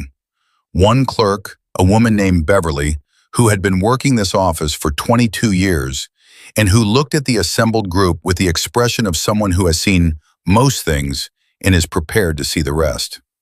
Sarah showed her badge. Finn introduced himself and set his legal pad on the counter. Eleanor stood at the front of the group. Finn said, we need to pull the title record for the property at 1,142 Sycamore Lane and compare the original filing against the October amendment. We believe the amendment is fraudulent. Beverly looked at Finn. She looked at Eleanor. She said, the Briggs property. Eleanor said, yes. Beverly said, I know this property. She said it with a tone that made everyone pay attention. She said, come back here. She led them to the file room. She pulled the original deed. She pulled the October amendment. She laid them side by side on the table. She said, I have been looking at these two documents since October, and I have been waiting for someone to come in and tell me what I was looking at. She looked at Sarah. I filed a concern with the state's fraud unit 3 weeks ago. I did not receive a response before the holidays. Sarah said, you filed a concern. Beverly said the notary seal on the amendment does not match the Secretary of State's records for Pierce's certification. I checked in November during routine verification. The seal number is 1 digit off. She pointed to the seal. Most people would not catch it. I catch it because I look at these seals all day. Finn looked at the seal. He looked at his legal pad. He said quietly to himself and to Eleanor equally, it is a forgery, the whole thing. Boone did not use Pierce's actual credentials. He forged his seal. Eleanor said, which means, Finn said, which means Randolph Pierce may not have been involved at all. Or he was involved, and the forged seal was meant to give him distance if it came apart. He looked at Beverly. Can you certify the discrepancy in a written statement? Beverly said, I already have one. She reached into the filing cabinet and produced a sealed envelope. She said, I have been holding this, waiting for someone official to give it to. She handed it to Sarah. Sarah Weaver held the envelope and looked at Beverly and said, I am sorry it took this long. Beverly said, you're here now. Outside the recorder's office, Wade was on his phone. He spoke for 2 minutes, low and precise. He hung up. He looked at Tucker. He said, 47. Tucker said, when? He said, 9 o'clock. By 9 o'clock on Christmas morning, 47 Iron Saints motorcycles were parked in a line along the street in front of the Caldwell County Courthouse, which shared a parking lot with the county sheriff's office and the county recorder's office and the county clerk. They were not there to confront anyone. They were there the way a wall is there as a fact of the landscape, as a thing that exists and that changes what the space around it means. They did not block the road. They did not make noise beyond the idling of engines as they arrived, and then the silence when they cut them. They stood near their bikes and waited with the patience of men who were accustomed to waiting for things that took as long as they took. Several brought coffee in travel mugs. Grady, who had gotten 4 hours of sleep, was grinning at something Tucker was saying. His daughter-in-law was having a girl in March, the first granddaughter. The sight of 47 motorcycles on the street outside the county buildings on Christmas morning was noticed by everyone who drove past. 3 cars slowed. A man walking his dog crossed the street to get a better view and stood there for 5 minutes. By 10 o'clock, someone had taken a photograph, and it had begun moving through the town, then the county, then further, but that was later. At the moment, it was still just 47 motorcycles, and the men beside them, in the cold, clear light of Christmas morning. Wade stood at the top of the recorder's office steps. He was positioned where he could see both the street and the door the way a man positions himself when he is not sure from which direction the problem will come and wants to be ready for both. He had been making calls since 7 o'clock. Not threats and not exactly favors, but something in between, the kind of calls that said, I need you to know that I am watching this, that enough people are watching this, that what happens here is going to be visible. The calls had gone the way he expected. People knew what Keller was. People in this county had known for a long time. They had been waiting for a day when it was safe to say so. This was that day. Inside the recorder's office, Finn filed the emergency motion to stay the foreclosure at 9:45. Beverly certified the discrepancy statement. Sarah submitted the dispute, flagging the October amendment as contested. Finn made 4 phone calls in 40 minutes, 1 to a state bar contact in Nashville, 1 to the state fraud unit, 1 to a circuit court clerk he had worked with in Knoxville, who knew how emergency stays worked in practice, and 1 to a real estate attorney in Cookeville who owed him a favor. The real estate attorney, whose name was James Ford, was at his dining room table on Christmas morning when his phone rang. He said, "You have a forged notary seal, a fraudulent lien, and a documented prior knowledge from the deceased original owner." He paused. "That is about as clean a fraud case as I have seen in 20 years. He said, "Give me 20 minutes. He called back in 18. He said, "I have a circuit court judge in Nashville who is on call for emergencies. I have explained the situation. He is reviewing the motion. He will have a ruling before noon." Finn said, "Thank you, James." James Ford said, "Merry Christmas, son." He hung up. Eleanor was sitting on the bench in the hallway outside the recorder's office, upright, both hands in her lap, in the blue coat, looking at the door. Wade sat next to her, not speaking, just sitting. The hallway smelled of old building, of the particular combination of floor wax and paper, and the metallic cold that public buildings have in winter when the heat is not quite sufficient for the size of the space.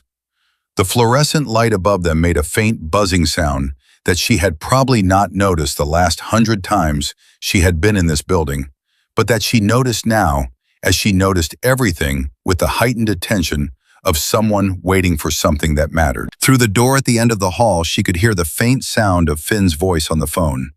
She could not hear the words, only the tone, which was professional and measured, which was the right tone for this moment, and which she was glad he had, because she understood from the way he had been last night at the diner, before all of it, that he was not always sure he had it, and the fact that he did have it when it was needed was the part that mattered. Wade had his hands on his knees. He was looking at the same door she was looking at. He did not speak. He understood the quality of this particular waiting, the waiting that requires stillness rather than movement, and that is made worse, not better, by conversation. She appreciated it. She had spent enough of her life in waiting rooms, first as a nurse, and then as a patient, and then as a widow, dealing with the particular administrative aftermath of a death, to understand that the quality of whoever was waiting with you was nearly as important as the outcome you were waiting for. She said, "I found a letter From Raymond. He said, yeah. She said, he knew about Boone in September. He was trying to sort it out before it became a problem. He died in April before he could. She said it without breaking. She had already done the breaking. This was the other side of it, the steady side, the side where you have cried what needed crying, and are now in the part where the thing is simply true, and you live with it being true. Wade said he sounds like a man who took care of his family. She said he always did. She was quiet for a moment. She said he knew Randolph Pierce might not be trustworthy, and he was trying to navigate around him. He did not know about the forged seal. He could not have known that. But he knew something was wrong, and he was trying to handle it, and he ran out of time. Wade said he left you the letter. She said, he left me the letter. Wade said, because he knew you would handle it. She was quiet for a long time. The fluorescent light buzzed. Down the hall, the faint sound of a printer starting up. She said, yes, he always knew. She looked at the wall across from the bench. There was a laminated map of Caldwell County on the wall, the kind that shows the road network and the township lines, and the properties in different shades of beige and gray. She found Sycamore Lane without looking for it, the way you find a thing you know well, automatically, the way your eyes go to the familiar in any room. She found the property. It was a small rectangle on the map, barely distinguishable from the properties on either side of it, except for the creek line that ran along its back border, a thin blue thread on the laminated surface. 62 years in that rectangle. A whole life. She looked at it until Finn's phone buzzed in the other room. At 11:47, Finn came out of the recorder's office with his phone in his hand. He looked at it. He looked at Eleanor. He said, the stay is granted. The hallway was quiet. Eleanor pressed her hand against her chest once briefly and then put it back in her lap. Finn said, the judge has also referred the forged document to the state attorney general's office. The fraudulent lien is vacated. The deed stands as originally filed. Your property is clean. She said, all right. She said it without drama, without the performance of relief, because the relief itself was not a performance. It was real, and it was quiet, and she held it the way she held most things, inside where it belonged. She stood up. She looked at Wade. She said, could you tell your people thank you? He said, you can tell them yourself. They went outside. 47 Iron Saints stood along the street in the Christmas morning light, and Eleanor Briggs walked down the steps of the county recorder's office and looked at all of them, the red beards and the gray beards and the young faces and the weathered ones, the patches and the leather and the riding boots on the snow-cleared sidewalk. She looked at Tucker, who was already smiling. She looked at Grady, who had a granddaughter coming in March. She looked at Finn behind her, the yellow legal pad in his bag, the case decided, the man who had remembered what he wanted to use his law degree for. She said, my name is Eleanor Briggs. My husband and I built a house in this town 62 years ago. Some people tried to take it from us. She paused. You helped us keep it. She paused again. Thank you. She said it simply to all of them, to each of them, the way her mother would have said it, direct and without qualification. Thank you. The street was quiet. Then Tucker said from somewhere in the middle of the line, you sure you don't need us to stick around a few more days? And someone laughed, and then more people laughed, and the laughter moved down the line in the way laughter moves through a group of people who are glad to be where they are. Patricia arrived at 2:15 that afternoon. She came through the front door of the house on Sycamore Lane with her coat still on and her carry-on still in her hand. And she stopped in the kitchen doorway and looked at her mother, who was sitting at the table with a cup of coffee and Raymond's letter and the deed and Wade's card propped against the sugar bowl. Patricia said, Mom. Eleanor said, the house is fine. The motion was granted this morning. The deed is clean. Boone is being investigated. Keller is being investigated. Randolph Pierce is being investigated. Patricia set down her carry-on. She sat down at the table. She looked at her mother's face and she said, tell me everything. Eleanor told her everything. She talked for an hour. Patricia did not interrupt. By the end, Patricia's eyes were bright, and she said, Mom. She said, I'm sorry I wasn't here. Eleanor said, You are here now. Patricia looked at Raymond's letter on the table. She did not touch it at first. She looked at it the way you look at something that is carrying more weight than its physical size would suggest.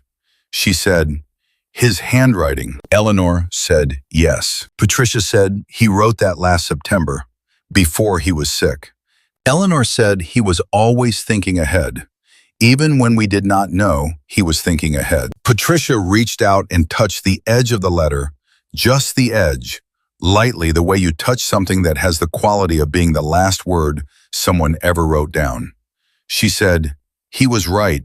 You handled it." Eleanor said, "We handled it." She poured her daughter a cup of coffee. They sat at the kitchen table in the house on Sycamore Lane and talked through the afternoon, through the early dark that came at 4:30, through dinner, which Patricia made and which was good through the evening. They talked about Raymond and about the letter and about Daniel, who was driving up from Atlanta the next morning. They talked about small things and large things in the way that people who know each other well talk when they have been separated and come back together, filling in the gaps, restoring the continuous thread. At 9 o'clock, Eleanor's phone buzzed. A text from Finn Slater, Attorney General's office, confirmed receipt. State Bar complaint filed against Pierce. Boone has been served notice of investigation. You are in good shape, Mrs. Briggs. Merry Christmas. She showed it to Patricia. Patricia read it. She said, "Who is this?" Eleanor said, "A young lawyer who rode with some bikers and remembered what he wanted to be." Patricia looked at her. Then she said, "Merry Christmas, Mom." Eleanor said, "Merry Christmas, Patricia." She put the phone down and looked across the table at her daughter and felt the kitchen the way she had not felt it in 7 months, which was to say she felt it as a room that was occupied in the full sense, warm and real, and containing people she loved. Raymond's absence was still there. It would always be there. That was the nature of 47 years. But it was not the only thing in the room anymore. It was one thing among many. It was his letter on the table and his signature on the deed and his note in the margin of the mortgage, 1989, circled with a check mark, and his voice in the instruction about the trees in August, and his presence in the qualities she had given her children. She was all right. She had known it since Christmas morning, since the street outside the recorder's office and the 47 motorcycles, and Finn's face when the phone buzzed. She was all right in the specific way she had been unsure of for 7 months, the way that is not about happiness or the absence of grief, but about the fundamental orientation of a person toward what is in front of them. She was all right, and she was going to keep being all right, and she knew it. The investigation into Harlan Boone concluded in September with a guilty plea to fraud and forgery. He received a suspended sentence and a $200,000 fine and surrendered his contractor's license. His development project on the north end of the county was canceled. Randolph Pierce was disbarred. Sheriff Dale Keller resigned in August in lieu of termination, and he left the county quietly, the way men leave when the place they are leaving has seen what they are. Deputy Sarah Weaver submitted her application for the sheriff's position.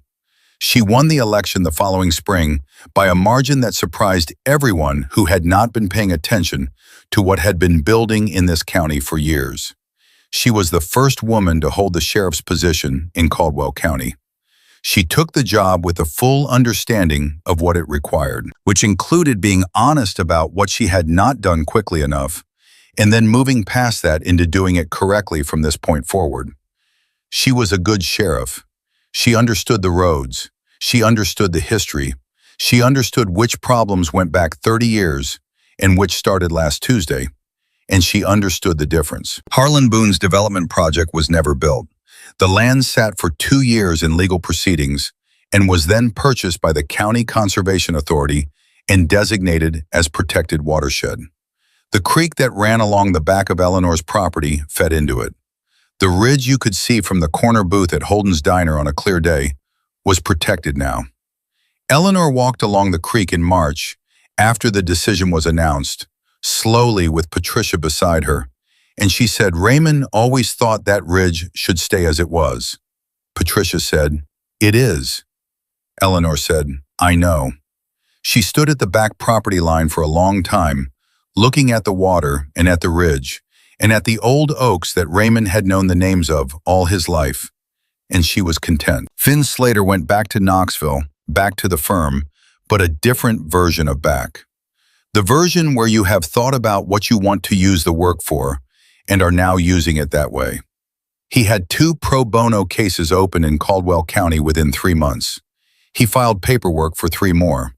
He discovered that there were a great many people in rural Tennessee with property problems they could not navigate and no money to pay someone to help them navigate, and that this was, it turned out, exactly the kind of work he had gone to law school to do. He had gone into law school wanting to make things fair. He had spent a year and a half at the firm learning how law worked in practice, and then he had spent a Christmas Eve in a diner in Harlan's Creek learning what it was actually for. Tucker Donovan wrote the letter in January. He wrote it differently than he had written the 2 that came back shorter, steadier, without the weight of everything he needed her to know pressed into it in a way that made it hard to hold.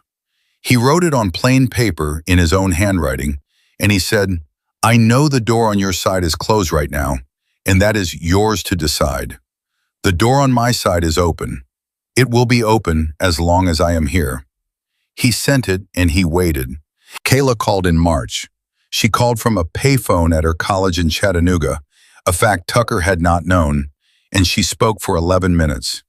She said, "I got all 3 letters." Tucker said, "I know the first 2 came back." She said, "I know." She said, "I kept them anyway." She said, "I'm not ready for all of it yet." Tucker said, "I know." She said, "But I called." He said, "Yeah, you called." She said, "I have to go." He said, "Okay." She said, "I'll call again." He said, "I know you will." She did, in May, for 20 minutes. They talked about her school and a class she was struggling with, and whether the food at the dining hall was edible, and whether it was too late to switch her major, the ordinary texture of a young person's life offered carefully to someone she was not yet sure she trusted again, but was beginning to consider trusting. Tucker knew how to listen to what was being said behind what was being said. He had learned it at a corner booth in a diner in Harlan's Creek from an 82-year-old woman who had been doing it for 60 years. They were working toward each other slowly. That was all it needed to be. The road was open. Kayla had called from a payphone in March and said, "I'll call again," and that was everything. The following Christmas Eve, Patricia drove down from Portland and Daniel drove up from Atlanta, and the 3 of them went to Holden's Diner together. They sat in the corner booth by the window. 3 of them were too used to sit, and they shared a pot of coffee and ate Grace's pecan pie and talked about nothing and everything and the particular mix of the 2 that becomes, over time, the whole fabric of a life. At 8:15, the rumble started. The lights in the parking lot caught chrome and leather. 23 motorcycles rolled in from the highway, 2x2 engines dropping to idle. They came inside. Wade Carver came in first, snow dusted on his shoulders, the gray beard frosted at the tips. He looked across the room and found Eleanor in the corner booth, and walked straight over and pulled out the chair across from her. He said, "Every year." She said, "Sit down then." Patricia looked at this large, gray-bearded man who sat down across from her mother with the familiarity of someone who had earned the right to that particular chair in that particular booth. She had heard the whole story. She had been there for the aftermath of it. But there was something about seeing it, the way her mother's face changed, the way the room arranged itself around the corner booth, the way the bikers came in and the diner opened to receive them, the way Grace came out from behind the counter and started the coffee without being asked, that the telling had not prepared her for. She said quietly to Daniel beside her, "Do you see this?" Daniel said, "Yeah." She said, "Dad would have loved this." Daniel was quiet for a moment. Then he said he would have argued about something by now. Eleanor, having caught the end of this, said, "He would have argued with Tucker about baseball, and he would have been wrong, and Tucker would have been kind about it, and Raymond would have pretended to be persuaded while absolutely not being persuaded, and he would have been happy." Tucker, who had caught his own name, said, "What would I have been right about?" Eleanor said, "The batting averages." Raymond never admitted when his numbers were wrong. Tucker said, "I can work with a man like that." Finn came in at 8:30. He looked different from the year before, not softer but more settled. The quality of someone who has stopped running and found out what it feels like to be where you are. He sat down at the table. He said, "Mrs. Briggs, Merry Christmas." She said, "How is the work?" He said, "Good." He said it with the specific satisfaction of someone for whom good means something real. He said, "It's good." The Christmas that followed, and the one after that, the diner filled. People heard the story, they came to see it, and they stayed. Not because of the bikers or the old woman or the fraud case. They came and they stayed because of what happened when you put all of it in a room and let it be real. The loss and the loyalty, and the 200-mile ride in the snow, and the photograph of a girl with her father's eyes, and the boy at the fence in November, and the soup on the stove, and the letter at the back of the fireproof box. They stayed because you cannot manufacture this. You cannot plan it, or force it, or buy it. You can only be ready for it when it comes, which means being the kind of person who opens the door when there is a cold boy on the other side of the fence, and keeping the porch light on and sitting in the booth year after year, even when it is hard, and paying attention. Eleanor Briggs understood this. She had understood it since Korea, since the VA desk in 1959, since the day Raymond tied his boots in the hallway and she found him on the floor and did not look away. She had understood it in the particular deep way that comes from having paid attention for 82 years without flinching. She died on a Thursday morning in her living room at 87, in the armchair by the window that looked out on the front yard. Patricia was in the house. She had come down for a visit and extended it again because the extending felt right, and she was a woman who had learned, watching her mother, to trust the things that felt right. She found Eleanor in the armchair with her hands in her lap, and the blue coat folded over the back of the chair, which was where Eleanor put it now, since she had stopped being able to easily reach the hook by the door. She called Wade's number. Someone picked up on the second ring. She told them who she was and what had happened. The voice on the other end was quiet for a moment and then said, "We know who you are. Your mother talked about you all the time." On the day of the service, 47 motorcycles were parked along Birch Street outside the Methodist Church. The Iron Saints came in and sat in the back row in their vests, and they did not apologize for any of it. When the service was over, Wade walked to the front of the church. He stood at the casket for a moment, looking at Eleanor in the blue coat which Patricia had put on her, because that was the right coat and everyone knew it. He reached into the inside pocket of his vest. He set something on top of the casket beside the flowers. A Christmas ornament, a small ceramic angel, white with gold wings, the kind that becomes through its presence on a particular tree, in a particular house, over a particular number of years. Something that carries more than its materials could account for. On the back, in black marker, in Wade's handwriting, 5 words. No one sits alone, ever. Wade stood at the casket for a long moment after he set it down. The church was quiet around him. People were still in their pews, the particular stillness of a gathering that has not yet fully released itself into leaving. He looked at Eleanor in the blue coat, the coat she had worn on the first Christmas Eve and every Christmas Eve after it, and he thought about a woman who had May Briggs's eyes and who had sat alone in the far corner booth and looked at him without flinching and said, "I have been alone since 6 o'clock, and my coffee has gone cold twice," and about how that particular combination of directness and loneliness had been the combination he had been waiting his whole life to do something about without knowing it. He thought about his mother, Helen, alone in the nursing home in Memphis. He thought about the call he got on I-81, the way he pulled over on the shoulder and sat with his helmet in his hands for an hour, not crying exactly, just being very still, in the way you have to be sometimes when something important has happened and you cannot undo it. He thought about May Briggs at the kitchen door in November 1984, and about the cream of tomato soup, and about how a woman could change the direction of a life by doing a simple and ordinary thing without making a production of it. He thought he had tried in his own way to live up to that. He was not sure he always had. He was more sure now than he had been before this particular Christmas Eve, which had a way of clarifying things. He put his hand on the casket for just a moment, briefly, the way you touch something in farewell. Then he turned and walked back down the aisle. Tucker was in the back row. Finn was beside him because Finn had driven down from Knoxville when Wade called and had not considered not coming. Grady was there, and Stetson, and the man with the red beard, and 23 others from that first night, and 24 more who had come because that was how it worked in the Iron Saints. You came when it mattered. You showed up. You were present for the things that required presence. They filed out into the winter air. The motorcycles were lined along the street. The town was quiet around them, the particular quiet of a weekday in December, when most people were at work or at home, and the streets belonged to the cold, and the few people who had somewhere specific to be. Patricia was on the steps of the church.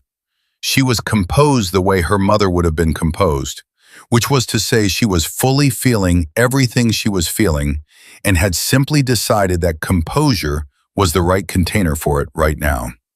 She looked at Wade and she said, "She talked about you every Christmas, every year. She would tell the new people at the table about the first Christmas, and about the boy at the fence, and about what you brought her that night. She said she never thought she would understand why she had always kept coming back to that booth after Raymond died. Not really. And then you walked across that room, and she understood." Wade said, "What did she say?" "She understood," Patricia said. "She said she understood that sometimes the thing you need most comes in a form you would never have thought to ask for." She looked at the ornament in her hand, the small ceramic angel she was already holding, already taken care of.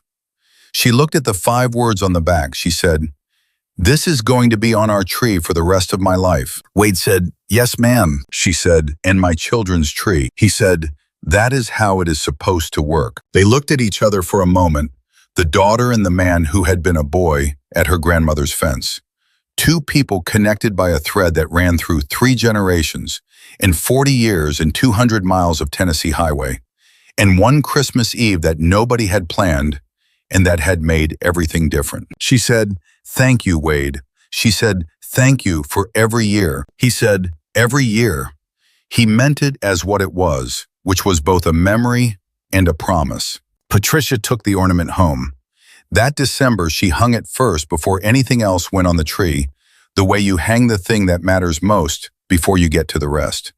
She did not start with the loneliness when she told her children the story. She did not start with the cold coffee, or the hallway floor, or the one boot reaching for the lace. She started with the night the door of the diner opened.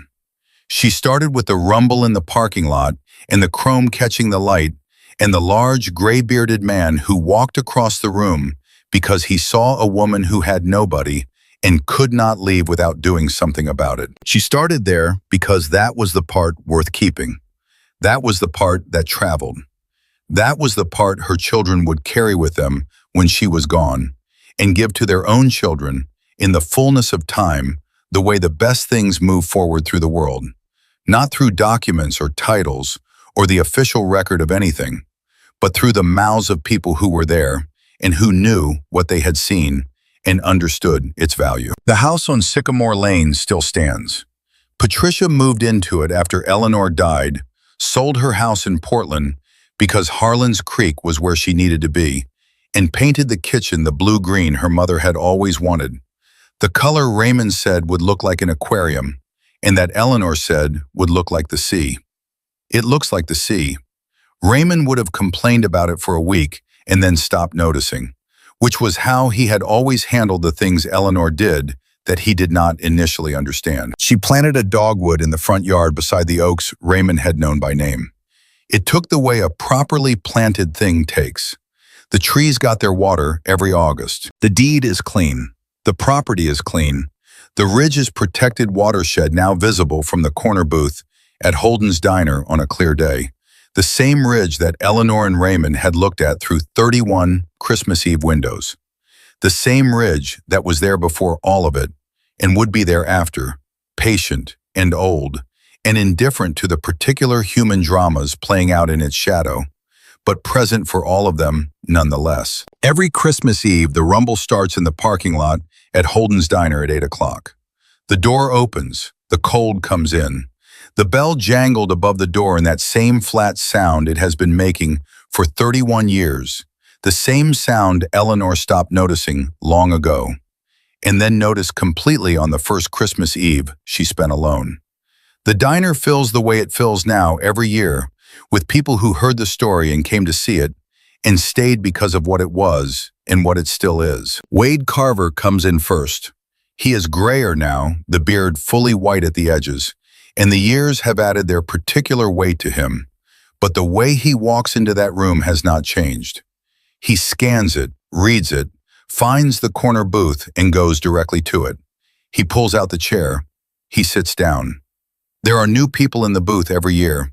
Patricia's children, now old enough to have opinions about baseball. Patricia's grandchildren, old enough to name the ornament on the tree and ask about it with the particular directness of small children who have not yet learned to soften questions. He tells them. Every year he tells them. Not all of it, not in a formal way, but piece by piece as the evening goes on and the coffee gets refilled and the pie comes out and the diner fills with the particular warmth of a place where something important keeps happening. He tells them about the road in November and the farmhouse and the soup. He tells them about the Christmas Eve and the corner booth and the woman in the blue coat. He tells them about the letter Raymond left and the deed that was clean and the 47 motorcycles on Christmas morning and the judge in Nashville who answered his phone on a holiday. He tells them, and they carry it, and they will keep carrying it, and the story will keep moving forward in the way that true things move forward quietly and without ceremony from one person to the next, gathering what it needs along the way, losing nothing that matters. No one sits alone. Not here, not ever. That is the part worth remembering. That is the part that lasts. Not the fraud or the forgery or the men who thought a deed could be altered and a life could be redirected by paperwork. Not the cold or the snow or the empty seat across the booth. The part that lasts is a boy at a fence in November who was let in, and a man who remembered it, and a woman who paid attention, and a table that made room.